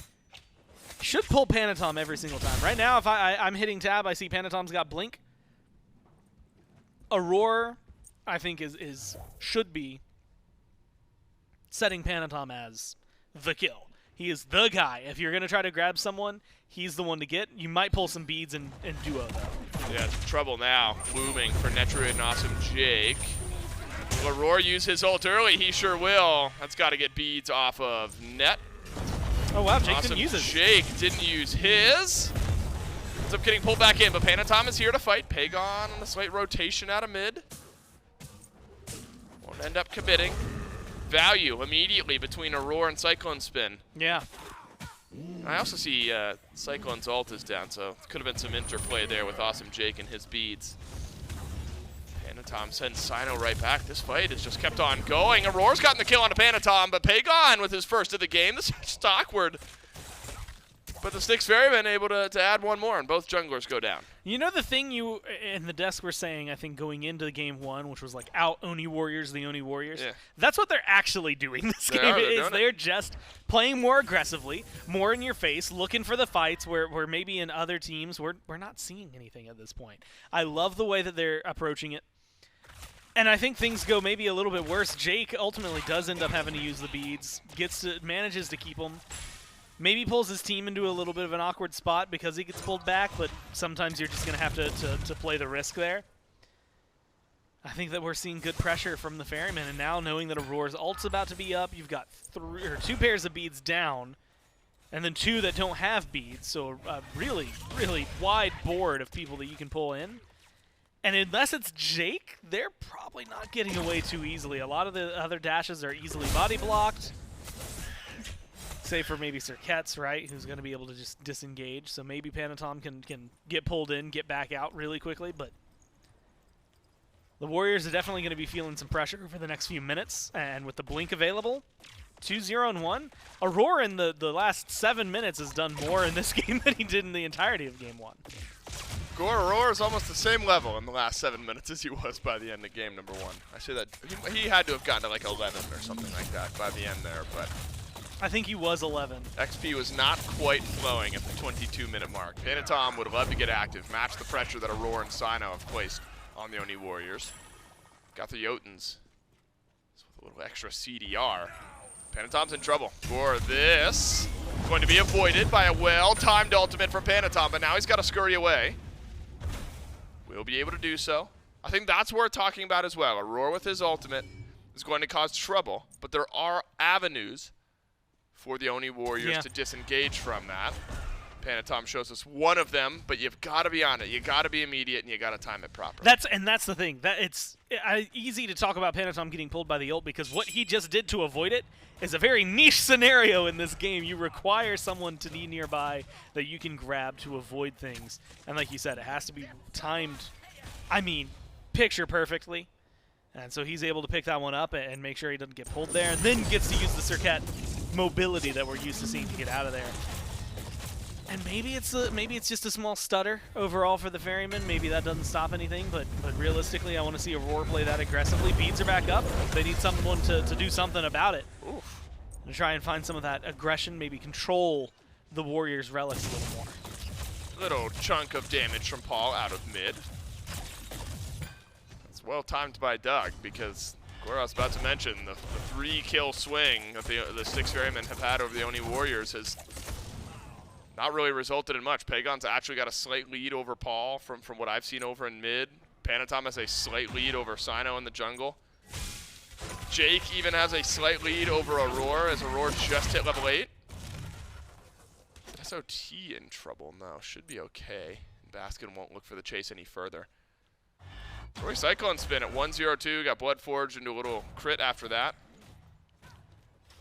That the Styx Ferrymen have to show for all of their efforts here in the first 9 minutes. Nothing too crazy. And like you said, I think a lot of it is kind of showcasing. I think the big difference, and something that we talk about in vague terms, but never directly, but kills in Smite. Me and you talk about this all the time. The kill itself is not really what you're going for unless it's like a huge bounty, Shutdown, right? something like that. The shutdowns are like, if they just have a massive bounty on them, those are always going to be worthwhile. The kill isn't the important part of it. It's not the thing. Like, I mean, this could be 10-1 and it could still be an even game, right? The kill is the space you're now creating for your team, right? Farm It's the denial, time that they're right. gone. The fact that, like you said, they're either not getting minions, not getting that jungle camp. You can now step up to a Gold Fury and feel confident because you have a numbers advantage. It's everything that comes as the implication behind it, right? The actual kill could be ignored for the most part. It could be worth nothing, and it would still be, I think, the same pressure. And the problem is that what we're seeing here is that the Ferrymen have got 4 kills. It's been great. They haven't really been able to get too much off the back of it. I mean, most of the lead we're seeing is from the invaded purple buffs more than really anything else. So I think the Warriors aren't necessarily sweating right now. They'd like some of these fights to go a different way, but I think this is a draft and a composition that the longer this game goes, the better it is for the Warriors. I think the Ferrymen start off in a better spot, end up in a good spot just the same. But Hades, late game, much better than Hades early game. Panitom kind of has everything from level 3, realistically, but really starts to pick up. Pegon as well, damage numbers, you expect a lot more late game. And the same thing for the duo lane. So I feel like if they can keep this at this pace, where they're not falling too crazy behind, they're not too worried. Oni Warriors got a great AoE team fight as well between Pegon and Sot, who is in trouble over on right, but makes it out just barely. And a purple buff invade from the Styx Ferrymen goes well on the left side of the map. Again, you cannot give the Oni Warriors a moment, and I think that's what the Styx Ferrymen have now done well. In the same few minutes as I've talked about the Oni Warriors having levels being largely even, they've now fallen behind in a couple of those roles. Baskin has pulled the lead. Cyclone has as well, so has Aror. And so where there was equality or even a level lead for the Oni Warriors, that's now tilted back in the other direction. Now we're talking, we're really splitting hairs here. We're talking about one level here, one level there, but more goes to show the pacing of this game and not allowing the Oni Warriors to simply roll over you. Yeah. Being a bit more proactive.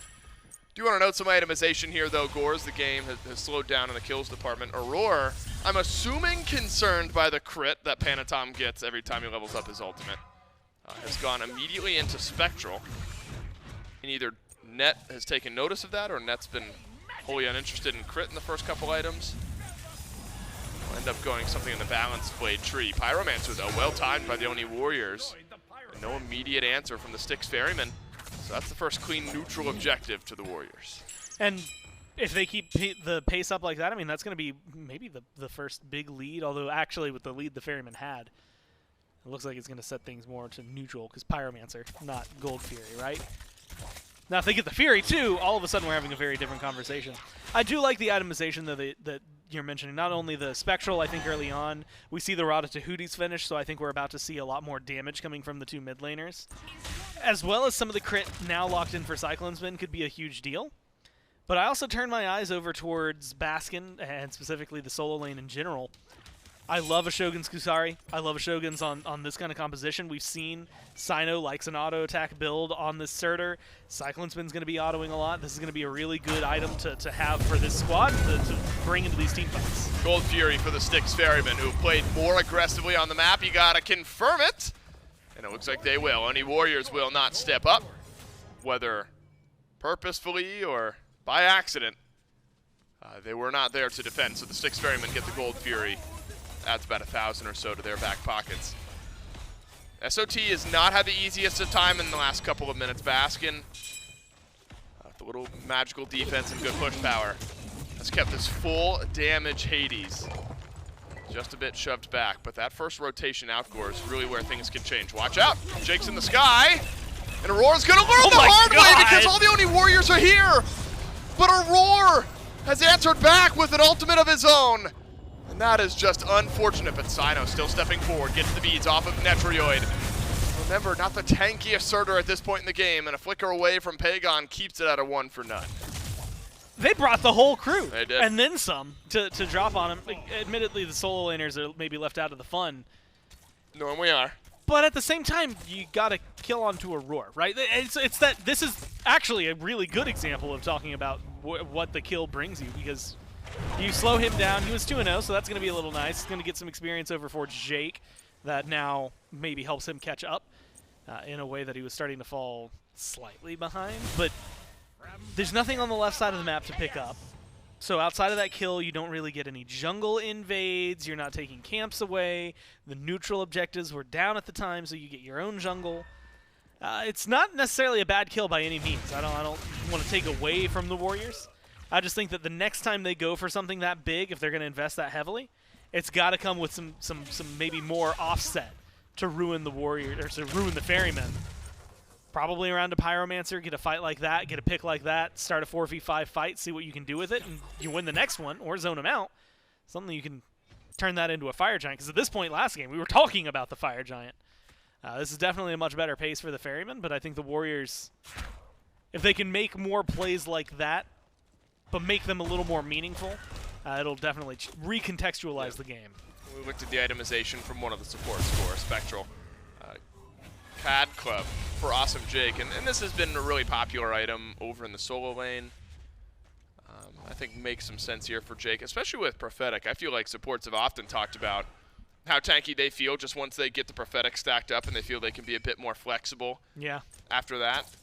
And that's still a defensive item, but the increased healing passive feels wonderful. Netrioid reminds Cyno why you shouldn't gank him. No now beads. Net does not have beads, and that's going to be it for the AD carry of the Oni Warriors. Simply baited in by Cyno, and Cyno sends a reminder right back to Netrioid toward his side of the map.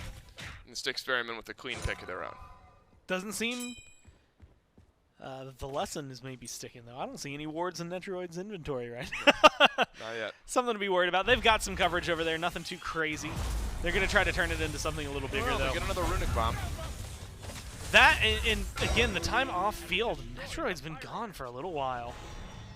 Second Runic Bomb still feels pretty good, and as you highlighted, I think that actually opens up a lot. Tier 1s, this late in the game, if you can get your carry into them, they're going to fall down relatively quickly. So we're either looking at an insta-gib on a Tier 2, or a hell of a chunk onto a Phoenix, right? 3 is when you get to the insta-drop-it territory. But as of right now, you're at a good spot for sieging. If you can hold on to this, you're really setting yourself up for some success. So the Warriors, I think, are taking the loss in stride as of right now. The Ferrymen have control of the map, though. I mean, I think they've just been playing a little stronger. Granted, it's gone 1-for-1 in terms of towers.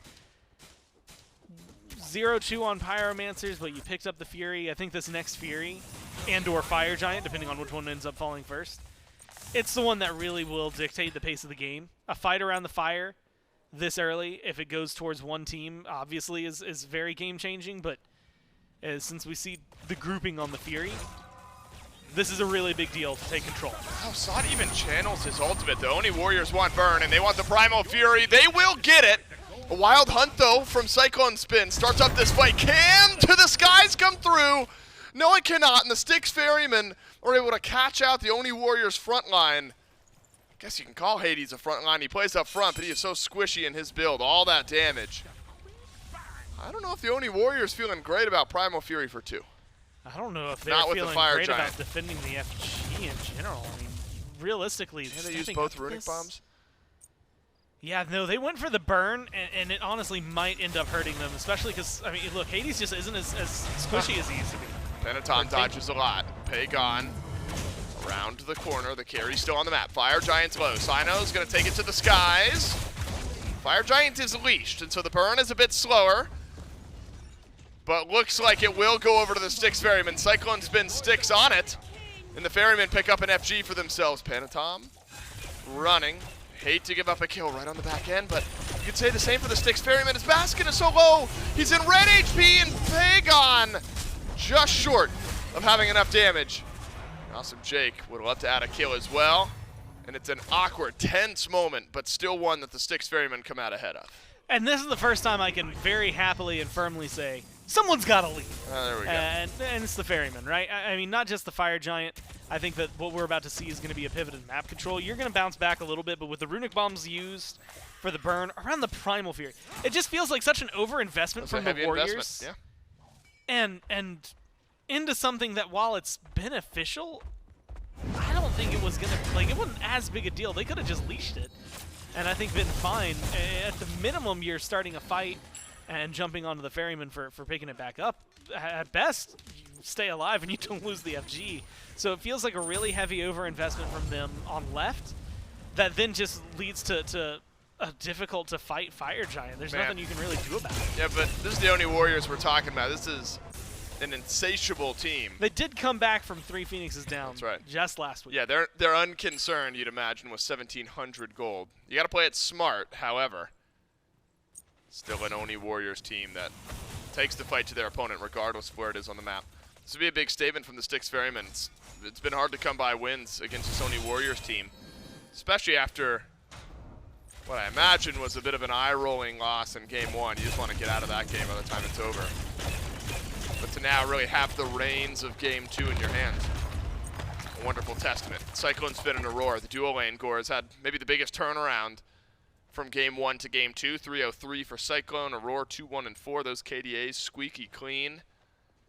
And much, much better off than where we were in Game 1. 1 minute away from things being done.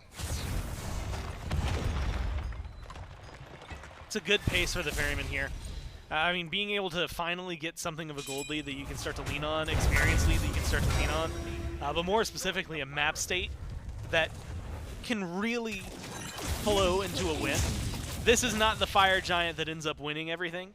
This is the Fire Giant that sets you up for so much success that it's just more difficult for the Warriors. And, you know, earlier you had mentioned the Spectral pickup. Maybe changing the pace or the fate the Netrioid would have gone, maybe not. But suddenly you're maybe getting less utility out of the crit factor that Aror has in that item. But if it forced the Warriors to change their builds at all, you're feeling pretty good about that pickup. Still going to give you a lot of good physical prots, things like that. And then you look at the other side. You'd pointed at CycloneSpin. Bloodforge, a lot of power, a lot of utility. Then you get 2 crit items, a lot of damage that's going to come out. And then the little fork that you use for the small like sausages at a cocktail party. That's right. Well, not a Vienna sausage. Those come out of a can. But the cocktail sausage. Gotcha. I used to eat a lot of Vienna sausages as a kid, and that might explain a lot about me. Yeah, but Gore, I'm wondering once crit starts to roll, because that is a unique ADC item, right? We are not often seeing that unless it's in a more of an ability-based hunter. Yeah. I'm seeing crit and shred from Cern 9 times out of 10 when we're seeing the builds actually roll through. I'm assuming a Bramble Blast auto attack hi-rez crit proc should just chunk someone, right? I mean that's we might get to see a 1-tap. That'd be wild. That would be absolutely ridiculous. But gotta be on the right targets. Panitom flashing into Aror, and Panitom just trades out. Oh, 1-for-1 SOT left alone in the Pillars of Agony. Don't finish off a kill. CycloneSpin rolling with a double. And Cyno wants to keep the chase going. Was this the last-ditch effort from the Oni Warriors? It might have been, because it's only Panitom. And Panitom's only got a blink to stay alive. Yeah, so that is the reason I've been feeling very hesitant about this Hades lately.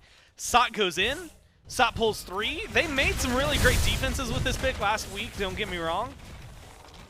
It melted, and it didn't even get enough damage off to kill somebody in response, right? I mean, that is a 4 for none on one side. It's absolutely opened the door for the Ferrymen to start getting aggressive.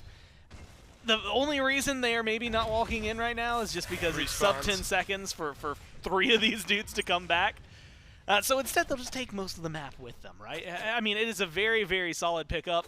I don't want to, like, just hand wave over it and be like, oh, draft diff, because I think there's definitely some execution stuff that has gone really well for the Ferrymen, not well for the Warriors. But there's definitely something to be said about the tanky nature that the Ferrymen have across 4 players, despite the fact that, you know, 2 of them are, one's in mid, one's in jungle. Ooh, how about this call? This is the last-ditch effort, Gore. Yeah. Oni Warriors, they're going to pull the fire giant. They're going to need some help. I mean, can they burn it? Can they get this quick enough? Yeah, this might be the only answer before the Styx Ferrymen rotate over. There's a 24-minute FG, so this one's not enhanced. You're not going to throw your life or the team fight away for this. CycloneSpin, priority 1. Venom Deathbringer, full hi-rez, 5-0-4 on the Cern. And Net would love to be the one to get that kill. Yeah. Catch this Ishtar back up a little bit. Dominance is helpful, but feeling really far behind. Awesome, Jake's going to be forward, so he will not be able to drop ship his team onto this FG, and the call is to drop the chase entirely. And the Styx Ferrymen, without FG, able to get left in mid Phoenix, and now get FG at the 25-minute mark. Have a few more minutes to think about the right side with a Runic Bomb. Now's where we start having conversations about your defense, and specifically, can you make another miracle defense? Because I think that's the position the Warriors are in.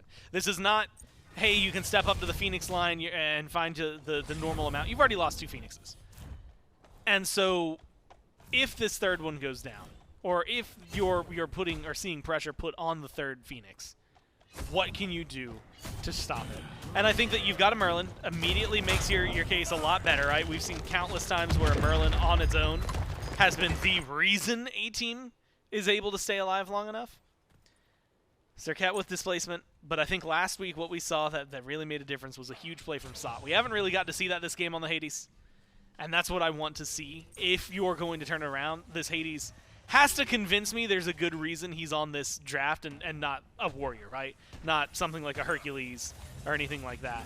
And so I'm keeping my eyes on to Sot and what he is going to bring, because I think his heavy fight right now is the thing that will change everything. I want to know if Cyclone can just cycle through his 1 every other auto attack and get a hi-rez proc. I don't know if that's how it works. My dumb Chair 1 brain is theory crafting here. Like, can he one auto, like just spam ones and auto? It's been so long since I've put a hi-rez on. Actually, I don't think I've ever personally put a hi-rez on a Kern. I'm trying to think if there's a world where that could work. All I'm saying is it'd be cool if it does work that way, but I'm certainly not making a statement. Well, there is like the ICD still, right? Like the internal cooldown for hi-rez isn't going to let him like just spam it. It'd be fun, though. I mean, it's an easy way to get some procs on that item in the team fight. Aror, 2 chains out, but Aror, oh no! He gets dropped by SOT, but maybe the Styx Ferrymen aren't concerned because they've gotten the right side Phoenix and they've got chase down Baskin. A bit low, but it's an ult in from Cyno, who's sent right back by Panitom. Oh no, the Oni Warriors were able to keep their base alive. It's far from clean. And Gore, guess what? Mid and left Phoenix about to respawn. Yeah, that saves their Phoenixes and gets them into a position where they can start defending again. And suddenly it comes down to one little thing, right? Well, I guess 2 little things. A couple of kills that make a huge difference. You lose so much of your relics, and it costs a lot of utility. But you're burning the rest of this, minute and a half, 30 seconds of the power play, minute until the Fire Giant respawns. You get your Phoenixes back, which is a big deal. 2 waves of Fire Minions that you're going to have to deal with on left, so honestly I wouldn't mind seeing them push up on left now and try to open that up. Might be able to swing a Primal Fury if they really want with this kind of lead with 10 seconds without Cyno. Use the leverage you have to try and claw your way back into this. I mean, it is a massive deficit still.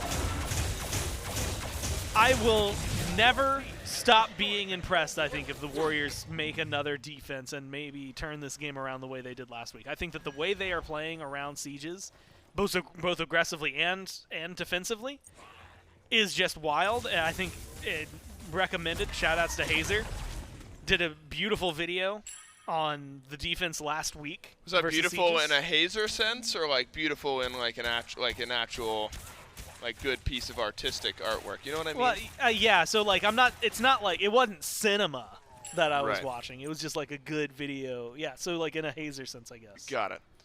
And to be clear, I love Hazer.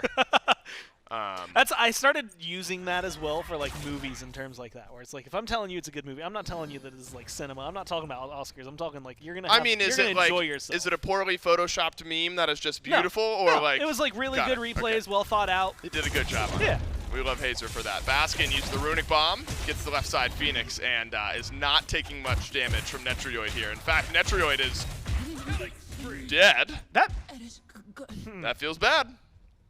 Maybe hoping that Panitom could body block a bit, stand and fight. That should be the game. I guess you would think, Gore, without your carry for 45 seconds, and Fire Giant on everyone. Styx Ferrymen, they can run down with their new Runic Bomb and maybe just close things out here. A bit of a head-scratcher moment. It was a hard game to come back into anyway, but Net dying there does not make life easy. Yeah, I think that limits a lot of this. No Ishtar ult to really help find some stuns and turn some things around. Panitom was often left until just now, so Titan's it's not half going to get anyway, there. you know? Yeah, this should be pretty solid aggression for the Ferrymen. This is a miracle if the Oni Warriors were able to keep this game alive. Never say never, I suppose, but a Runic Bomb will be at the feet of the Titan, and this game will come to a close. And how about it? The Styx Ferrymen punch back, send us on to a Game 3 against the Oni Warriors. Two pretty quickly paced games. So this one a bit closer to 30 minutes. Game 1, 22. And so we'll go into a Game 3, Gore, with both teams kind of shellacking their opponents. Yeah. Game 1, heavily for the Oni Warriors. Game 2, it slowed down in the mid-game, but felt like the Styx Ferrymen had things under control. And really, a lot of it is, you know, in Game 1 we saw like a lack of frontline, not really a lot. And then eventually it was so far ahead because of the pace that there wasn't too much you could do afterward. So it really, that one is the most snowball-y. Like, if you say snowball, that's what I imagine is what happened in Game 1. What we just watched there, I think it falls in part to a massive lead, right? As you said, it slows down a little bit. But I also feel like we'd get to see the draft play into that. I feel like you didn't have a lot of tanky bodies on one side, a plethora of tanky bodies on the other side. And when you get to the point where, like, Sot, if he's going in as your engage, which is what Hades is locked in to do, and he's dying before he can really get anything done, that's definitely making you not feel so great. And then on the other side, I mean, we saw it. Baskin just kind of laughed at Netrioid's damage. That not only feels bad for Netrioid and for the Warriors, that feels bad just in general, and I think kind of goes to showcase that maybe you're not getting as much done out of whether it's the build, the god, whatever, that you would have wanted. Cora, I have good news and bad news. Bad news always goes first. I don't have any clever puns for this one. Good news is we get more Oni Warriors versus Styx Ferrymen. Game 3, the thrilling conclusion, up next. Don't want to miss it. Well, we'll get to see our first Game 3 of the weekend, as in Game number 2, the Styx Ferrymen step back up, and they're able to take down the Oni Warriors to tie up the set and extend the series forward. And a lot of it kind of coming back to Mifflin, what we were talking about during the picks and bans was, can the Styx Ferrymen team kind of weather the storm, get to the early game, find themselves the late game? Well, they did more than just weather through the early game. They end up dominating the early game up against the Oni Warriors to get them to a position to find these late game wins. Yeah, I thought after like 3 minutes in this game, I was like, oh man, it's going to be an inverse. Like, it's just going to be exactly what we had seen previously. But there was more intrigue here in Game 2. At points, the Styx Ferrymen absolutely in control, and I think for the most part, true if you just wanted to say that. But there were fight back potential and situations from the Oni Warriors, namely around objectives. I thought they did a bit better job at losing, as poor as that may sound, but is the case. Kept that gold lead to around the 2,000 mark in favor of the Ferrymen for the majority of the early. But what I saw from the Ferrymen that I really liked and how they held their lead was when they decided to take these fights and when they decided to allow the objective trades to happen.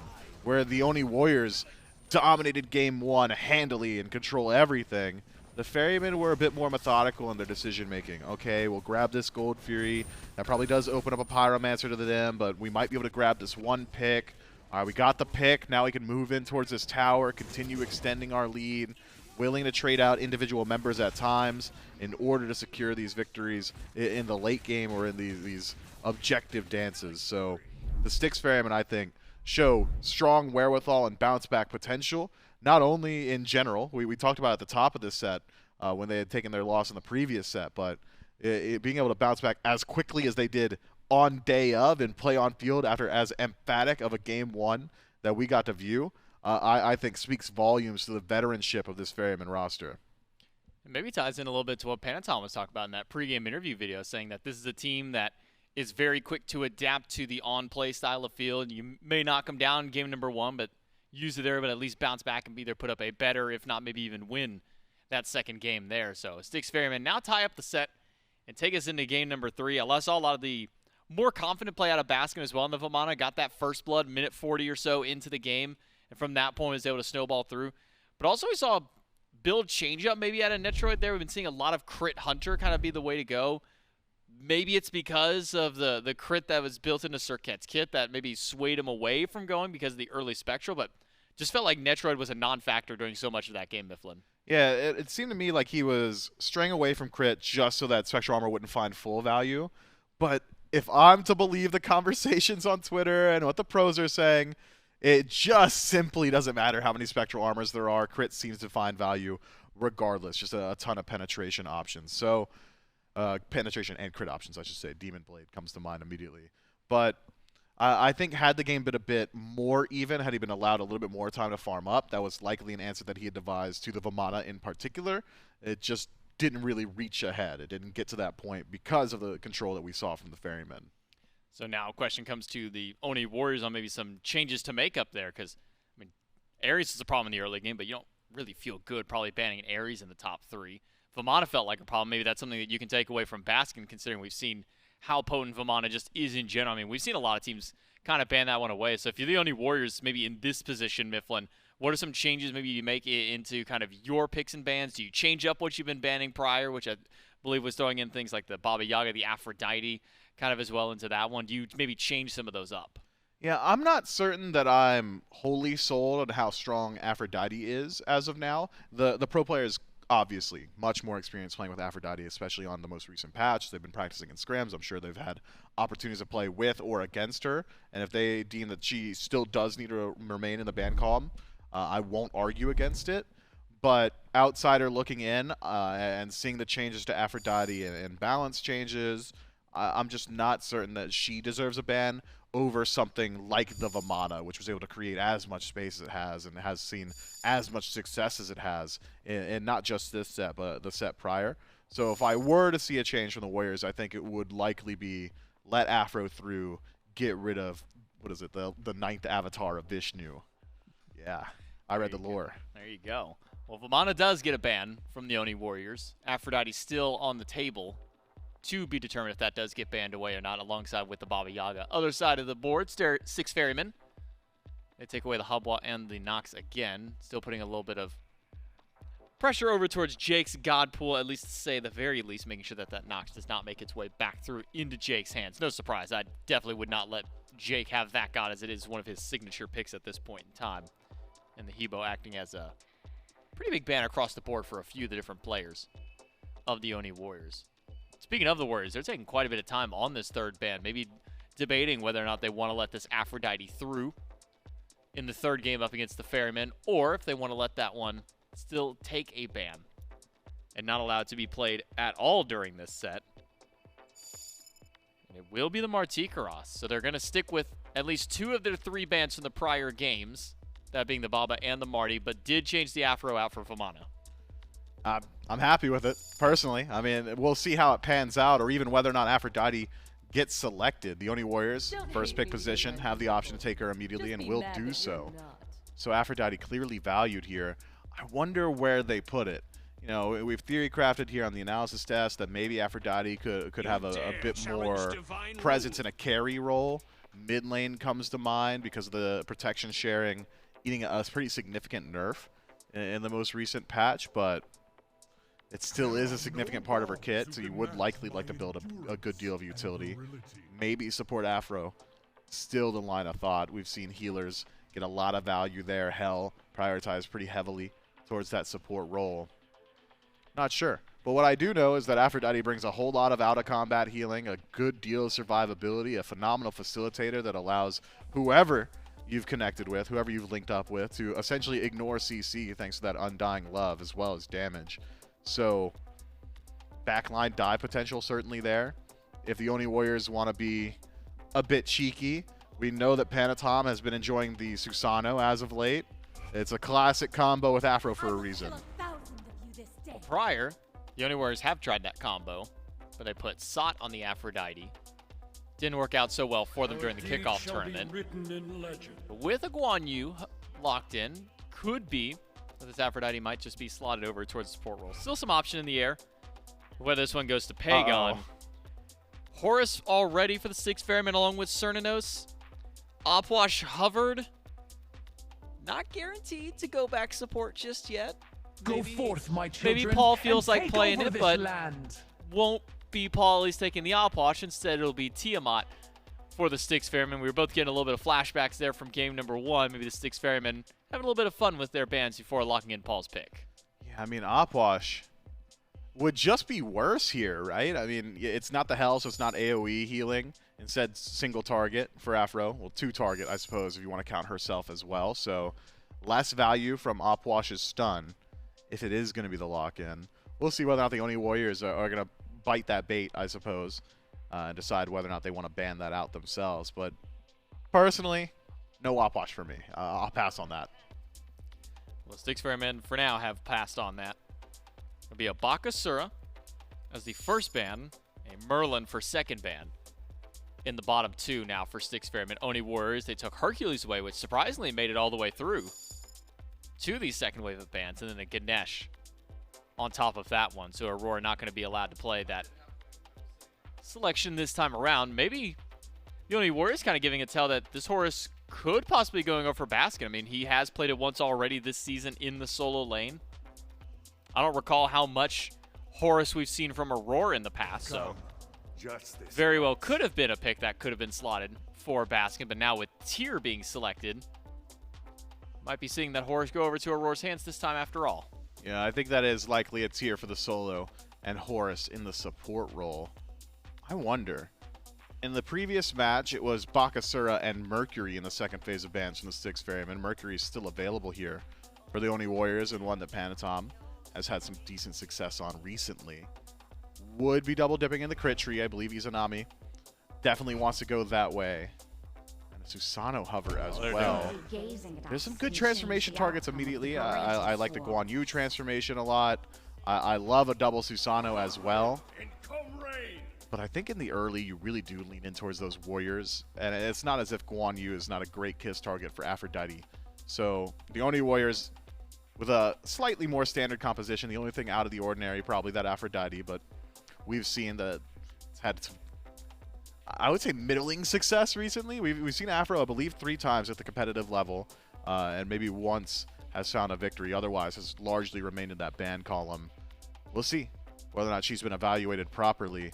Either way, the Oni Warriors have got themselves such a heavy sustained composition, really strong initiation. Guan Yu and Susano both very good at starting up the fight. Aphrodite can do it from a range, and then the Morrigan can do Guan Yu or Susano again, right? To just keep that fight rolling in their favor, even potentially turn into a Horus and keep things interesting with that To the Skies. Styx Ferrymen, on the other hand, have similarly got very strong initiation, a bit more single target with that Horus. Tier, maybe a bit reliant on that blink. But then the Naja lock-in. You know, we talked about it for Cyno, and it's one of his favorite picks throughout his entire career, but I'd spoke to him, I was like, Cyno, when do you think we're going to see the Naja? And he said to me, and this is a direct quote from Cyno, I don't know, probably not. It's not very good right now. So maybe back against the wall, locks it in. But it just feels like Naja struggles for damage right now, even with a full build, Deathbringer, if you want, a Titan's Bane, stack up that penetration. That ultimate just has not impressed me.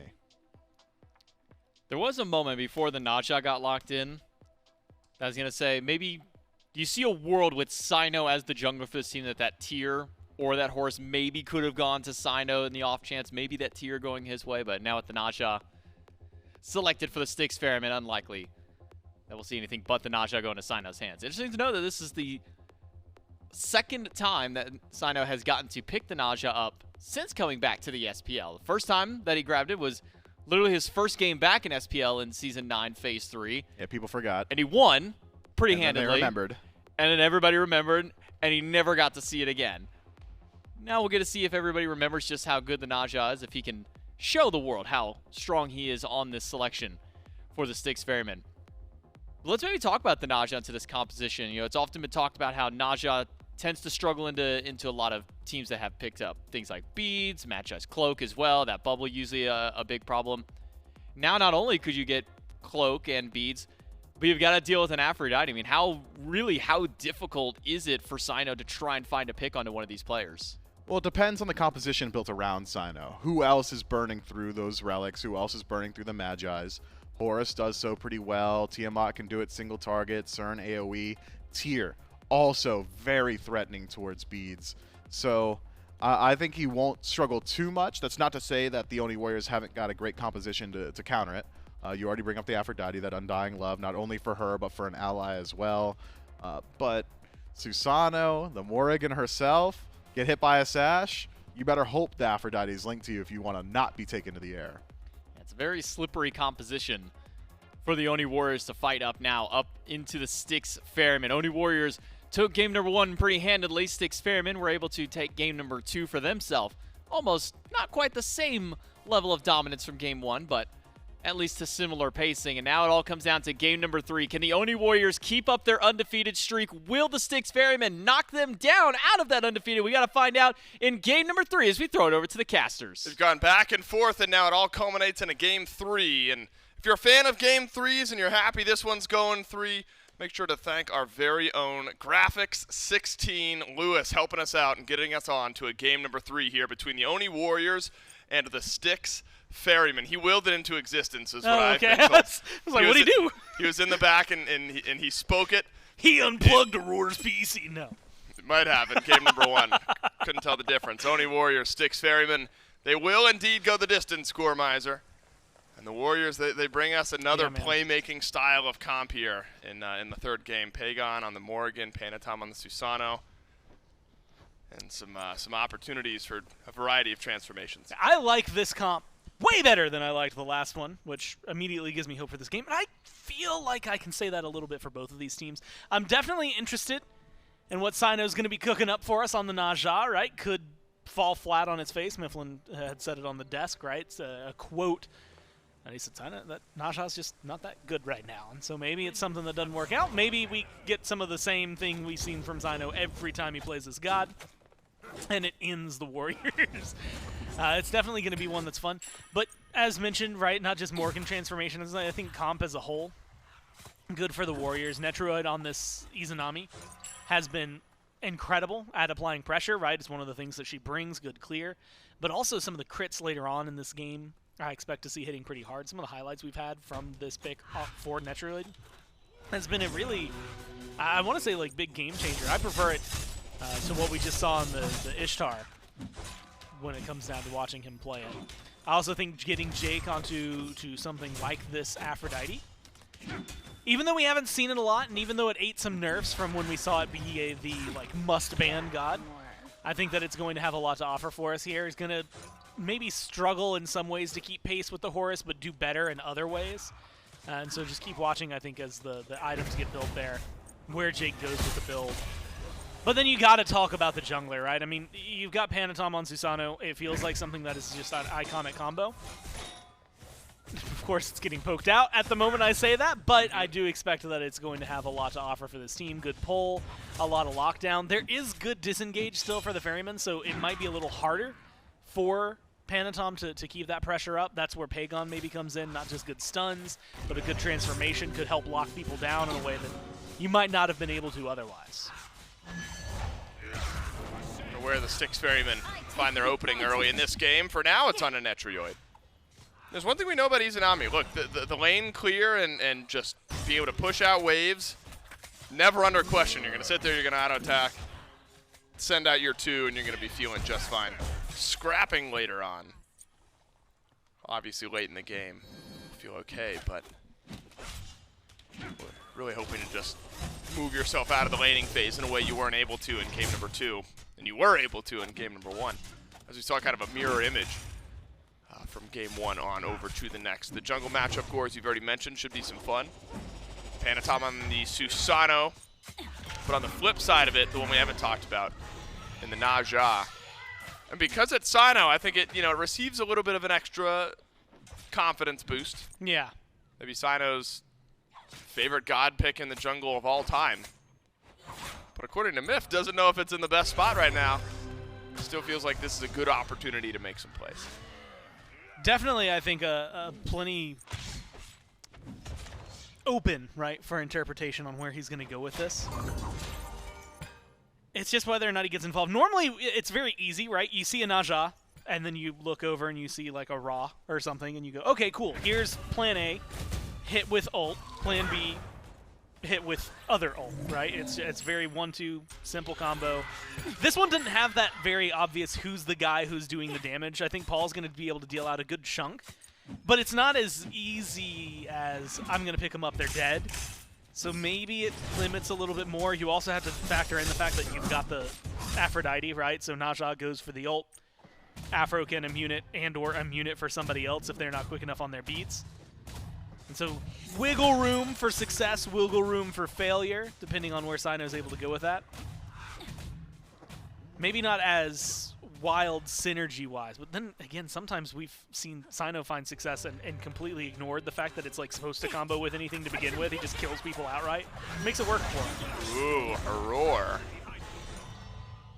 Thought his dash might have gotten canceled, but no, was able to make it back out to his teammate. Nonetheless, Panitom was just lurking around the corner. Pegon will go into Doom Orb, as we see the Morrigan so often do. That'll help with maybe some earlier game rotations. It's a quiet game, too, from Pegon. You know, there were moments where the Merlin, you know, you thought might have a bit of extra damage, but so different from the... I mean, I guess you could make plays on Merlin, but I'm thinking individual, true mechanical skill style of making plays from what we saw in Game 1 on something like the Hebo. A bit different on the control mage like a Merlin. You're right back to it, even de-transformed, even standard the Morrigan with the stealth and the stun. And it's something the Oni Warriors have played a lot of, Gordon. It hasn't always been Pegon. Sot had been playing a little bit of the Morrigan. Yeah. It's a team that just loves playing this style of game. A small loss for the Oni Warriors, though, in the first 5 minutes. Beads off of Panitom. Now, Panny just chooses to slow things down, which he might now that he's gotten Transcendence. Likely won't have a massive impact. Yeah, we're talking a few minutes from now before we see Panitom maybe looking for some of the maybe high-pressure kills. This is the problem, though. Be careful in your own jungle. One sash is sometimes all it takes, and Naja has the ult. If Cyno's got ult, you don't have beats, that's a pretty easy way to die. And so might even have to forego this. Could help out Sot, might just have to let him hang out and dry. Sot's taken a bit of damage, but Styx Ferrymen were more focused on securing the blue buff, which they were able to do. And so a small invade, but split amongst 3, so it's more the denial from SOT that you're concerned about. And denying any continued pressure over towards the red is exactly what Panitom will hope to do. Looks like Jake and Net went on a bit of a journey of their own. Those two still in duo lane together, and that means a purple buff invade on the left side has made Cyclone a bit sad. However, Cyclone being left alone for so long means a 1-level lead. And he's used Wild Hunt right away. Aror rotates back into the fight. And both duo lanes happy with just a bit of poke. Will not look for any further fight. Yeah, I think I'd be happier as the Warriors, right? You don't use either relics, you don't use any ultimates, you still get the shield buff, and you don't stress too heavily about the way the fight looks like it could have shaken out. Meanwhile, on the other side, Cyclone uses that polymorph, which could have and could potentially cause some trouble, especially with the low mana count, but I don't know that they're going to have the aggression unless Panitom can make some magic happen. Aror just used his dash, but Panitom won't have his teleport in. Yeah. He tried to send it towards the Bastion just to get forward. Didn't result in too much then. And so both junglers have poked their head around the corner once or twice, but it's really largely just resulted in pressure. And Guan, I think the pacing of this game will be interesting because Game 1, breakneck pace. We're done in 22 minutes. Game 2 goes almost 30. You'd figure then we land somewhere in the middle. And you're starting to wonder who's scaling better at that point in the game, and come team fight time, who's maybe feeling the best. But at that point in the game, Gore, I think that jungle battle is going to be so fun. It's so difficult, you imagine, to solo out a Susano, but Naja has the ability to extend those fights, and I think that'll be some fun interplay in the next maybe 20 minutes of this game before looking way down the road. Yeah, I think that there's definitely... Honestly, I think we should probably start looking way down the road to begin with the pace of the game. Look, 7.5 minutes after we got first blood within 2 each time. It feels like this is going to be one that maybe goes the distance. And honestly, I'm not too surprised, right? Game 3 pace, very similar to what we would have expected. But I think that these teams are mostly playing for late game, maybe to try and pull some ults out. Ooh, Dark Portal! Nearly enough from Netrioid, but nearly doesn't get it done. And it's Jake with his ultimate with the Undying Love. Back onto the Bracer! No way does Jake live! And Pegon sends a Typhoon over the wall and kills off Paul, and a second Typhoon in the fight. Gives another one of the Oni Warriors. Inches from death was Paul, but the Undying Love stays undying. Styx Ferrymen, they'll lose jungle and mid on left. What's wild, I could watch highlights of that. I don't want to watch the kill parts. I want to watch Jake. I mean, that is just insane. Again, mobility, part of that being from, I mean, look, there's so much. It's so hard to vocalize it. The chain link giving you a little bit of that movement speed buff, really enabling you to go around, getting into a good position, walking back into the bracers you would highlight. I mean, there's so much there that is just enough to keep him out. Has Aror done too much here? Actually, no, just enough. Gets the beads off of Pegon. Now, Gora, I didn't realize this was happening. It was about a 2,000 gold lead a second ago. Call it 1.5 right now. It's so far from out of control, however. I guess game 1 was, what, 4,000 or 5,000 at this point in the game, and so it's much slower pace than that. But 500 gold for that first blood, and call another 1,000 or so based purely off of farm. That's felt good for the Oni Warriors, and most of the action happening over on left. I assume jungler's probably realizing that ganking a Guan Yu and a tier, both at level 11, is maybe a fruitless effort. It's it'd be like, it's just posturing, right? Like, you just want to go over there to show that you're doing something. Like, if you did that, if you're a jungler in your ranked game, you see a lane like that, and it says, let's say at a stalemate like this, right? Nobody's like 0-6. You show up just so your solo laner doesn't say, hey man, nobody, like, why haven't you come over here to gank me? Because nothing's going to happen over there. Even if you gank, I mean, they both got enough CC immunity and kit that they just get out. Man, Cyno chunked. Uses Windfire Wheels to dash just off to the side. Jake used Undying Love as well, but an ultimate out of Cyno in trade. Is that a Gold Fury pull? We know that these types of plays are ones that the Oni Warriors look for. CycloneSpin will poke his head around the corner, so there's going to be a collapse in from the Styx Ferrymen and a Dark Portal onto Aror. One more dash away. It's one thing Horus brings you, the safety, the ability to disengage, just the same as the ability to engage. Like the look from the Oni Warriors, but like the presence from the Ferrymen. I think right now, the biggest pressure point I have for the Ferrymen in general is just going to be seeing whether or not they can get involved, right? I feel like they've got a really good engage comp that we haven't really gotten to see engage on anything. There hasn't been a huge team fight yet, though, and I don't expect it to be like a massive team fight for a little while. But even on left, it was more of them responding, I think, than them directing, I guess, the game flow. I was wondering if we'd see maybe a big play around Pyromancer specifically from the Ferrymen in terms of defense. And if not here, then around the Gold Fury. But they got to step up somewhere, and that's really kind of what I'm waiting on, is just when are they going to do that? Because otherwise the Warriors, so far, with the way they've been farming, the couple of kills they've gotten, if they get this next Fury and there's not really much of a response from the Ferrymen, we might start to see them really run away with the game. Yep. Early Magi's for Awesome Jake. Talk about safety for your support. So not only Undying Love. Oh no, he did buy it, sold it, got Prophetic, so was considering a Magi's. Ended up going Prophetic. Still safety for the Aphrodite though. Prophetic plus Thebes should be all he really needs. We'll see where the rest of that itemization falls. We know the Oni Warriors are going to be looking for a fight, Gore, because that's just the way they play the game, especially when they've got a 2,000 gold lead over their opponents. Even when they've got a 2,000 gold deficit, it feels like this team is always looking for a way to start something up. Maybe considering around a teleport play where SOT has upgraded his to the second tier of that relic. He'll have it up in 15.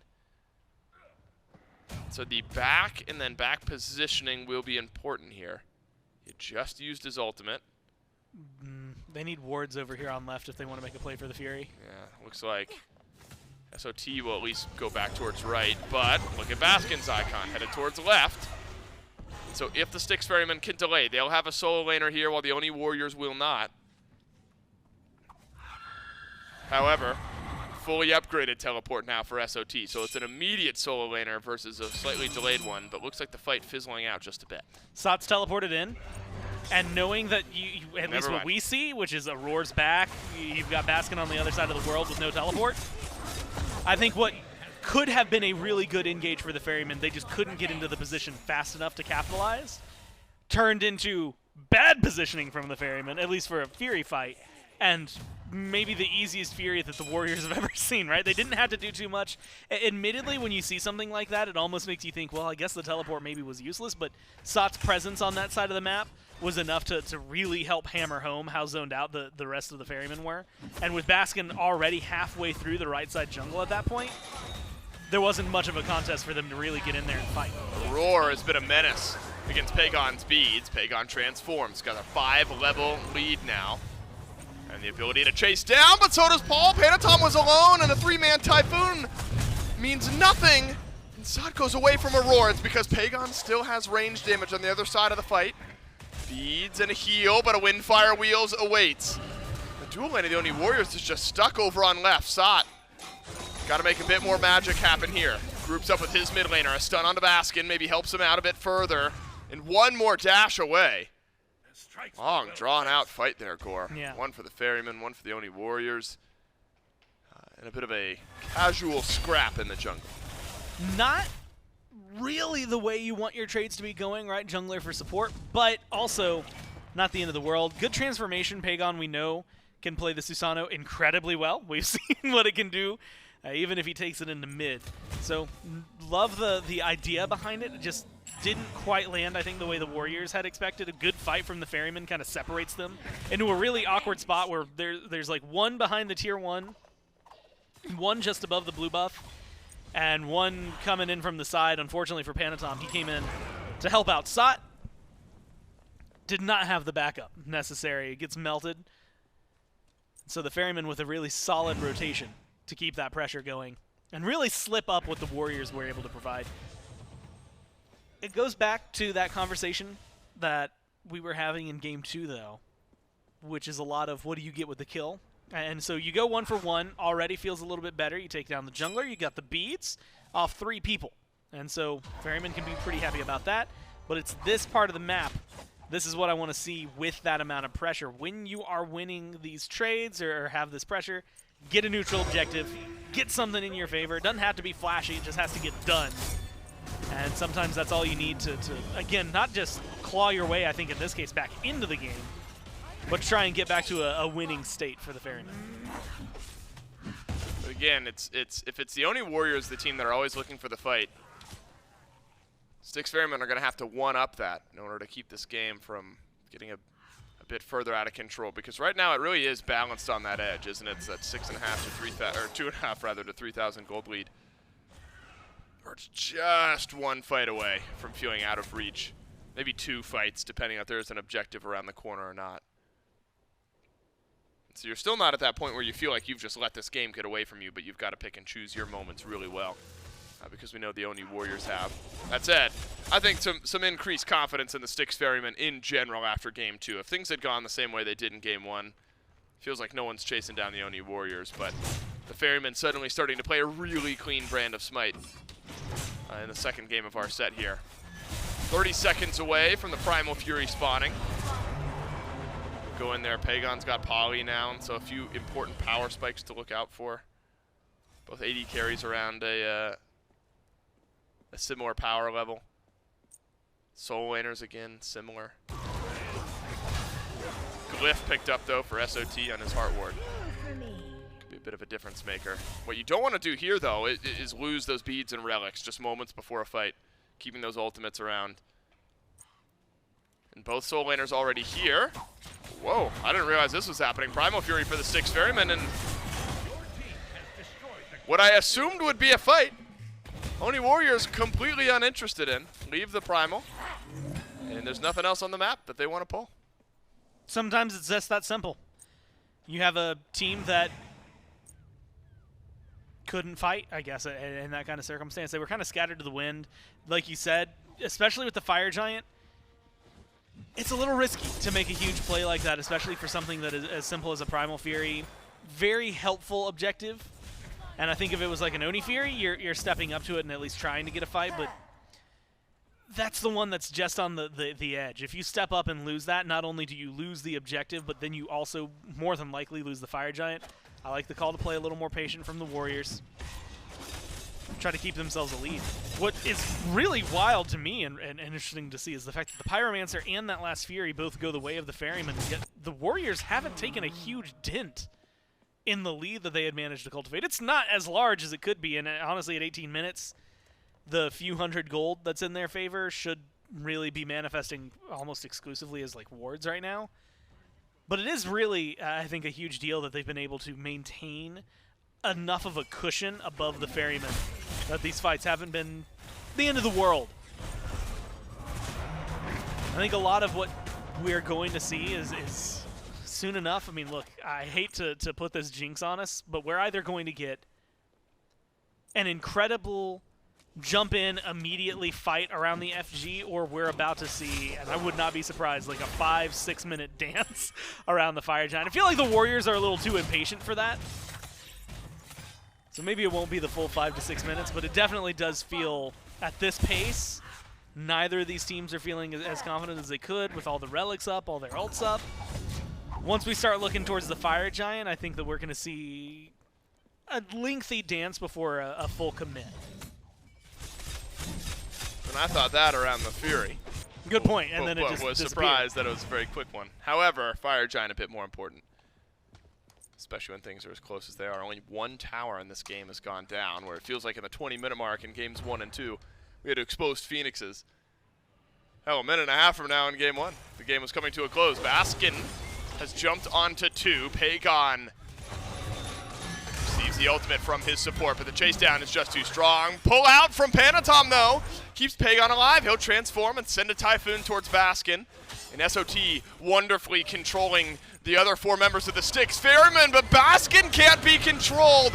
And another Typhoon in this fight has gotten him low, but the tier makes it out one last time. Styx Ferrymen, they're grouping effectively. They found a pick on the mid laner, and it's eyes towards Pyro. And I gotta give the Ferrymen credit. They're doing something that we haven't gotten to see a lot of teams accomplish over the last few weeks, and it's just disrupting the Warriors. I think that we haven't gotten to see the Warriors take a fight the way they did in Game 1 since Game 1. A lot of their aggression has been met with really good separation. I mean, Baskin right there has a really good mentality and level head to just beeline straight towards Pegon, find a kill that's going to matter for your team, and get the opening that's necessary for your team. Because prior to that, I mean, what else are you going to do? They just run at you, so it's a really good separation. Fire! Oh, it's stolen by the Oni Warriors. The Ferrymen had their zone, but it doesn't matter, and it's everyone on the Oni Warriors who gets it. And my goodness, Sot finds a way to get it done.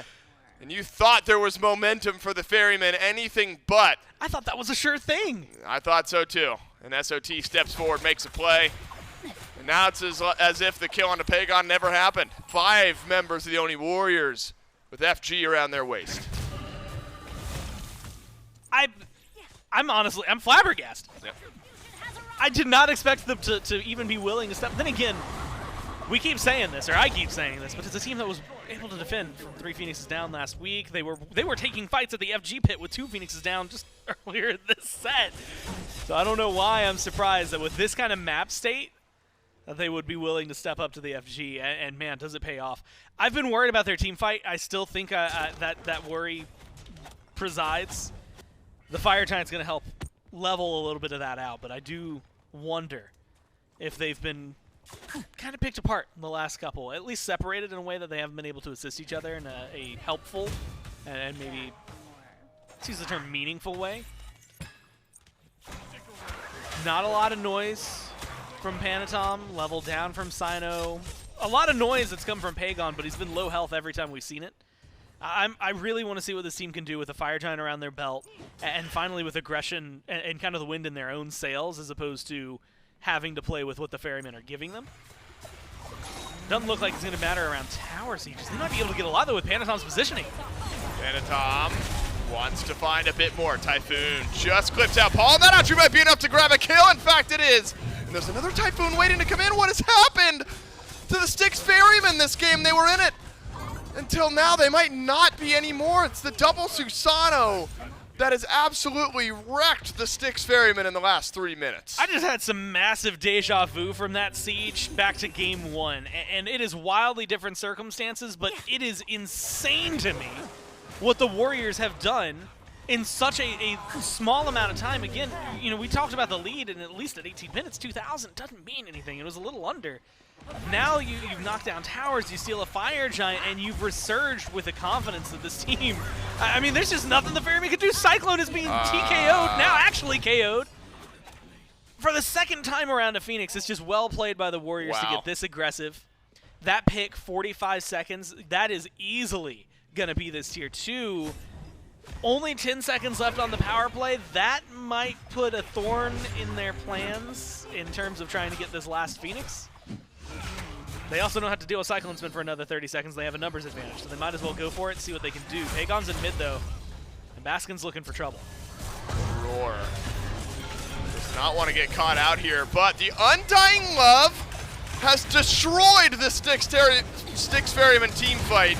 And a Windfire Wheels will just be enough for Cyno, but only enough to grab one instead of double kill for Netrioid. And you've got to be kidding me. It's going to be a 3 Phoenix first FG for the Oni Warriors. They only lose SOT, and they get all 3 Phoenixes.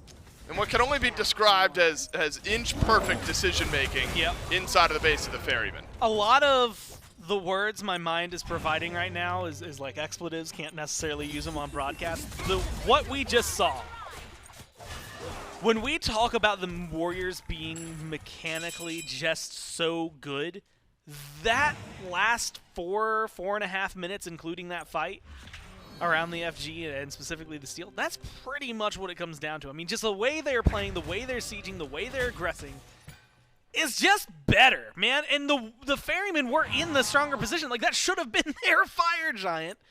And in most instances, I think we're going to see a team in the spot the Warriors were at, especially after losing Pegon. Maybe you step up to the FG, maybe you show face, but it's getting leashed, it's getting dropped, someone's not committing. Seeing both teams kind of double down on it and then it go wrong for the Ferrymen is such a huge deal to turn it around. And I thought we were starting to see the end of the game for the Warriors when Baskin got that kill on Pegon. I thought that was the beginning of the end. Maybe it would have been a long haul, but it would have been a very gradual burn for the Ferrymen. The fact that they fought back into that immediately and now have turned this game around so greatly that, I mean, this might be one of the freest fire giants they're ever going to see because you've got 3 waves of fire minions they got to defend. Yeah, they can't step out. This game has just been broken open. This game has been absolutely blown wide open. I mean, look at that! Oh my I mean, that's God. probably, what, 22 or 23 minutes, you get about a 9,000 or 10,000 gold swing. It's one of the quickest turnarounds you'll find. That's going to be brutal for the Ferrymen. They felt like they got a great chance in this game, and it all starts with a steal from SOT, a pick on to Pegon into an immediate FG pull.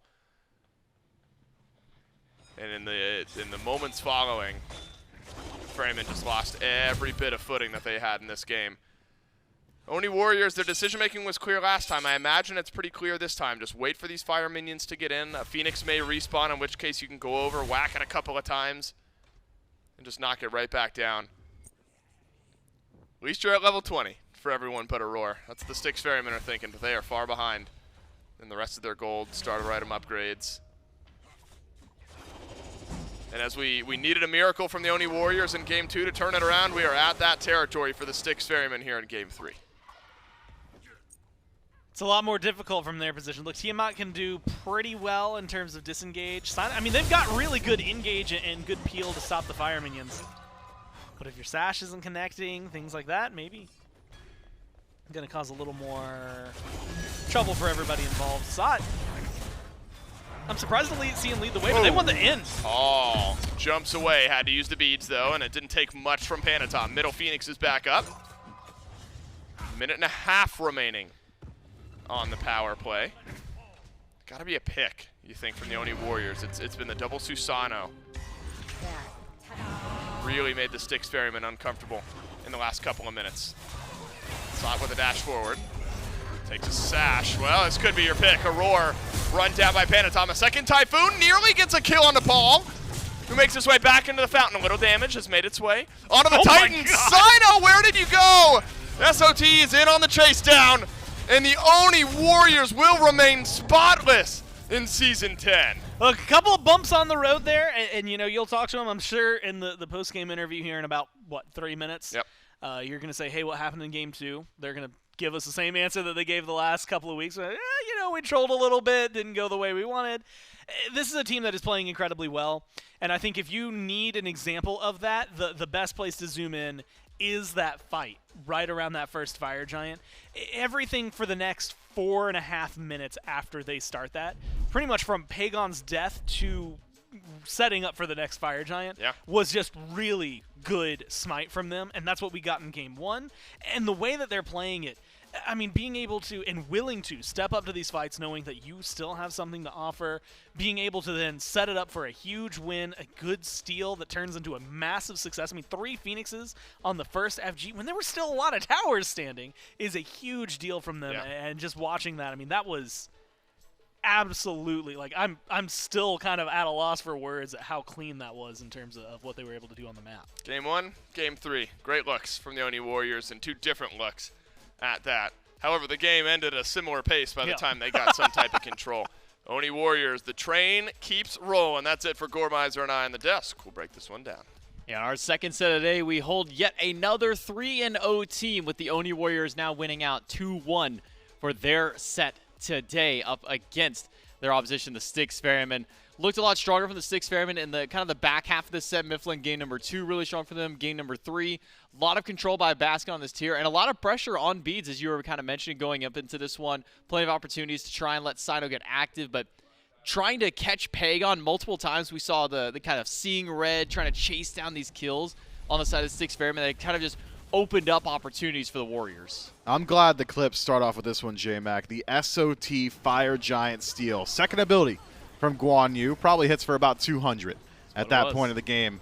Takes it away. I wonder how different this set looks, how different this death segment is if that Fire Giant isn't taken by SOT.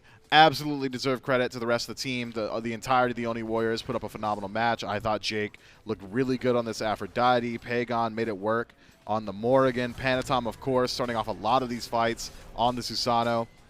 But the game was so close up until that point. I mean, it was a slower pace from the Oni Warriors, subdued a bit compared to what we're used to seeing, compared to Game 1, to be certain. But in these minuscule moments that can make the difference, it's SOT who steps up, takes away the biggest neutral objective, and Gore does a great job breaking it down right before it gets over to us. I mean, the 4 minutes afterward, just perfect SMITE from the Oni Warriors.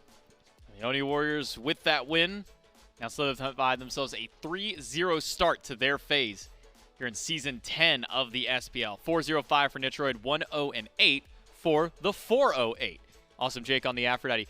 Does this convince you, Mifflin, that Aphrodite may still be worthwhile on those bans? Do you think that this was just a good Aphrodite game in general from Jake? I mean, Jake plays it incredibly well. Whether or not Aphrodite is like, you know, if she's her, you know what I mean? I'm not so certain about that, but I don't know. She seemed to work.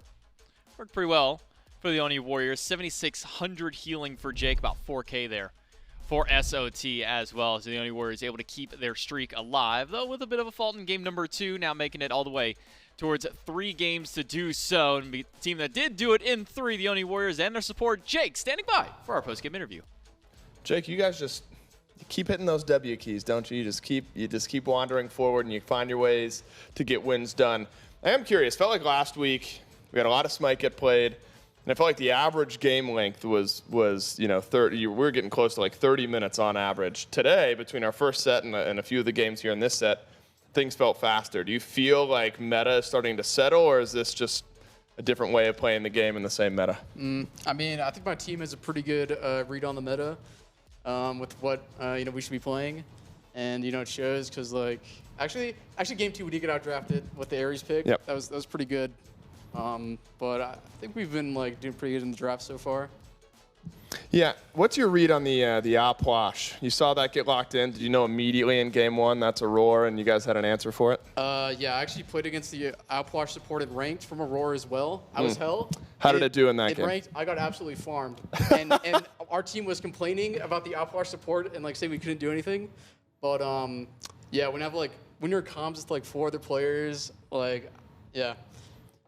What do you think the mindset is? Because I am very curious. Is that just trying to counter you? Because you were hell in game 1, right? Like into the Aphrodite, if I remember correctly. Yeah, I mean, Aphrodite support in like ranked actually isn't that bad because you heal like 8% of your health off of every corpse. So if they don't go into heal, you're kind of like invincible. Or if they have no CC. But the thing about Aphrodite is no CC, and you know, it's a bit troll and comp play. Sure. Yeah. Are you saying that you played the long game? You were fine with losing the ranked game to give Aurora a false sense of confidence that I was going to work here? Yeah. Right. Was that the long con? That may have been what happened. Like, I don't know if they've been playing it in scrims or not. It's been doing it into like healers, but yeah. Who wins your MVP from the Oni Warriors today? MVP, that SoloOrTroll Fire Giant steal was beautiful. Is that the moment in game 3 that you feel like turned it around? I was like, our boys, I was saying give it up, and then I just noticed that there's a Fire Giant around my belt. That's right. Hey, and Sop makes the big play. You guys had a great day. Still undefeated. Yep. Train keeps rolling. That's Jake. That's the Oni Warriors. And that's it for the interview. Desk will take it away. Yeah, thank you so much. Confidence there from Jake. Rightly so for the Oni Warriors composition.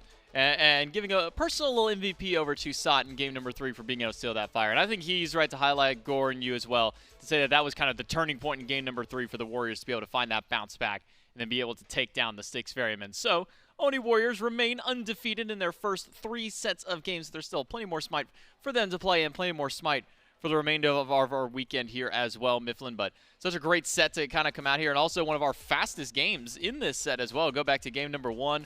Nearly 22-minute game, a 30, and then a 27 to kind of end this one out here. But let's take a look at the schedule for the rest of our weekend to see what you could still expect to see from our matches. We got the Jade Dragons and the Highland Ravens kicking things off tomorrow. That should be a very fun one to watch. The Atlantis Leviathans and Gilded Gladiators, Camelot Kings, and Eldritch Hounds will round out our Saturday, and then make sure to tune back in on Sunday. We got the Hounds, the Gladiators, the Warriors versus the Dragons, and then the Ferrymen and the Ravens to cap off the rest of our week. Remember, every single one of our teams playing twice every single week, making sure to get them to a total of 10 games by the end of the season. We can take a look at the standings now with a win by the Camelot Kings and the Oni Warriors today. That puts both of them at 3-0 at the top of their standings in their respective divisions. And now with the Highland Ravens with their matchup coming tomorrow, now we're going to see if we're going to hold 3 undefeated teams up there, Mifflin, or if we might see our first one fall down. Yeah, I'm excited, man. I love seeing streaks end because I just, the players will never say it themselves. We don't care about the streak. It's about winning tournaments. It's about, becoming a world champion or something. They care, all right? They care, and I want to see them end. Are you one who puts a lot of value in being the team that ended somebody's streak? Like, sure, that team won out the phase, but that one loss, that was you, and that's the most important. Even if you finish last in the If I'm 1-9, if that one's against an undefeated squad, I'm feeling like I won the phase. Well, let's see if the Highland Ravens can keep up their streak tomorrow and for the rest of the weekend. But that's all that we've got for you today. Make sure that you tune in tomorrow at 11 a.m. Eastern. On behalf of myself, Mifflin, Casters Production, everyone behind the scenes, thanks for watching. We'll see you tomorrow for more SPL.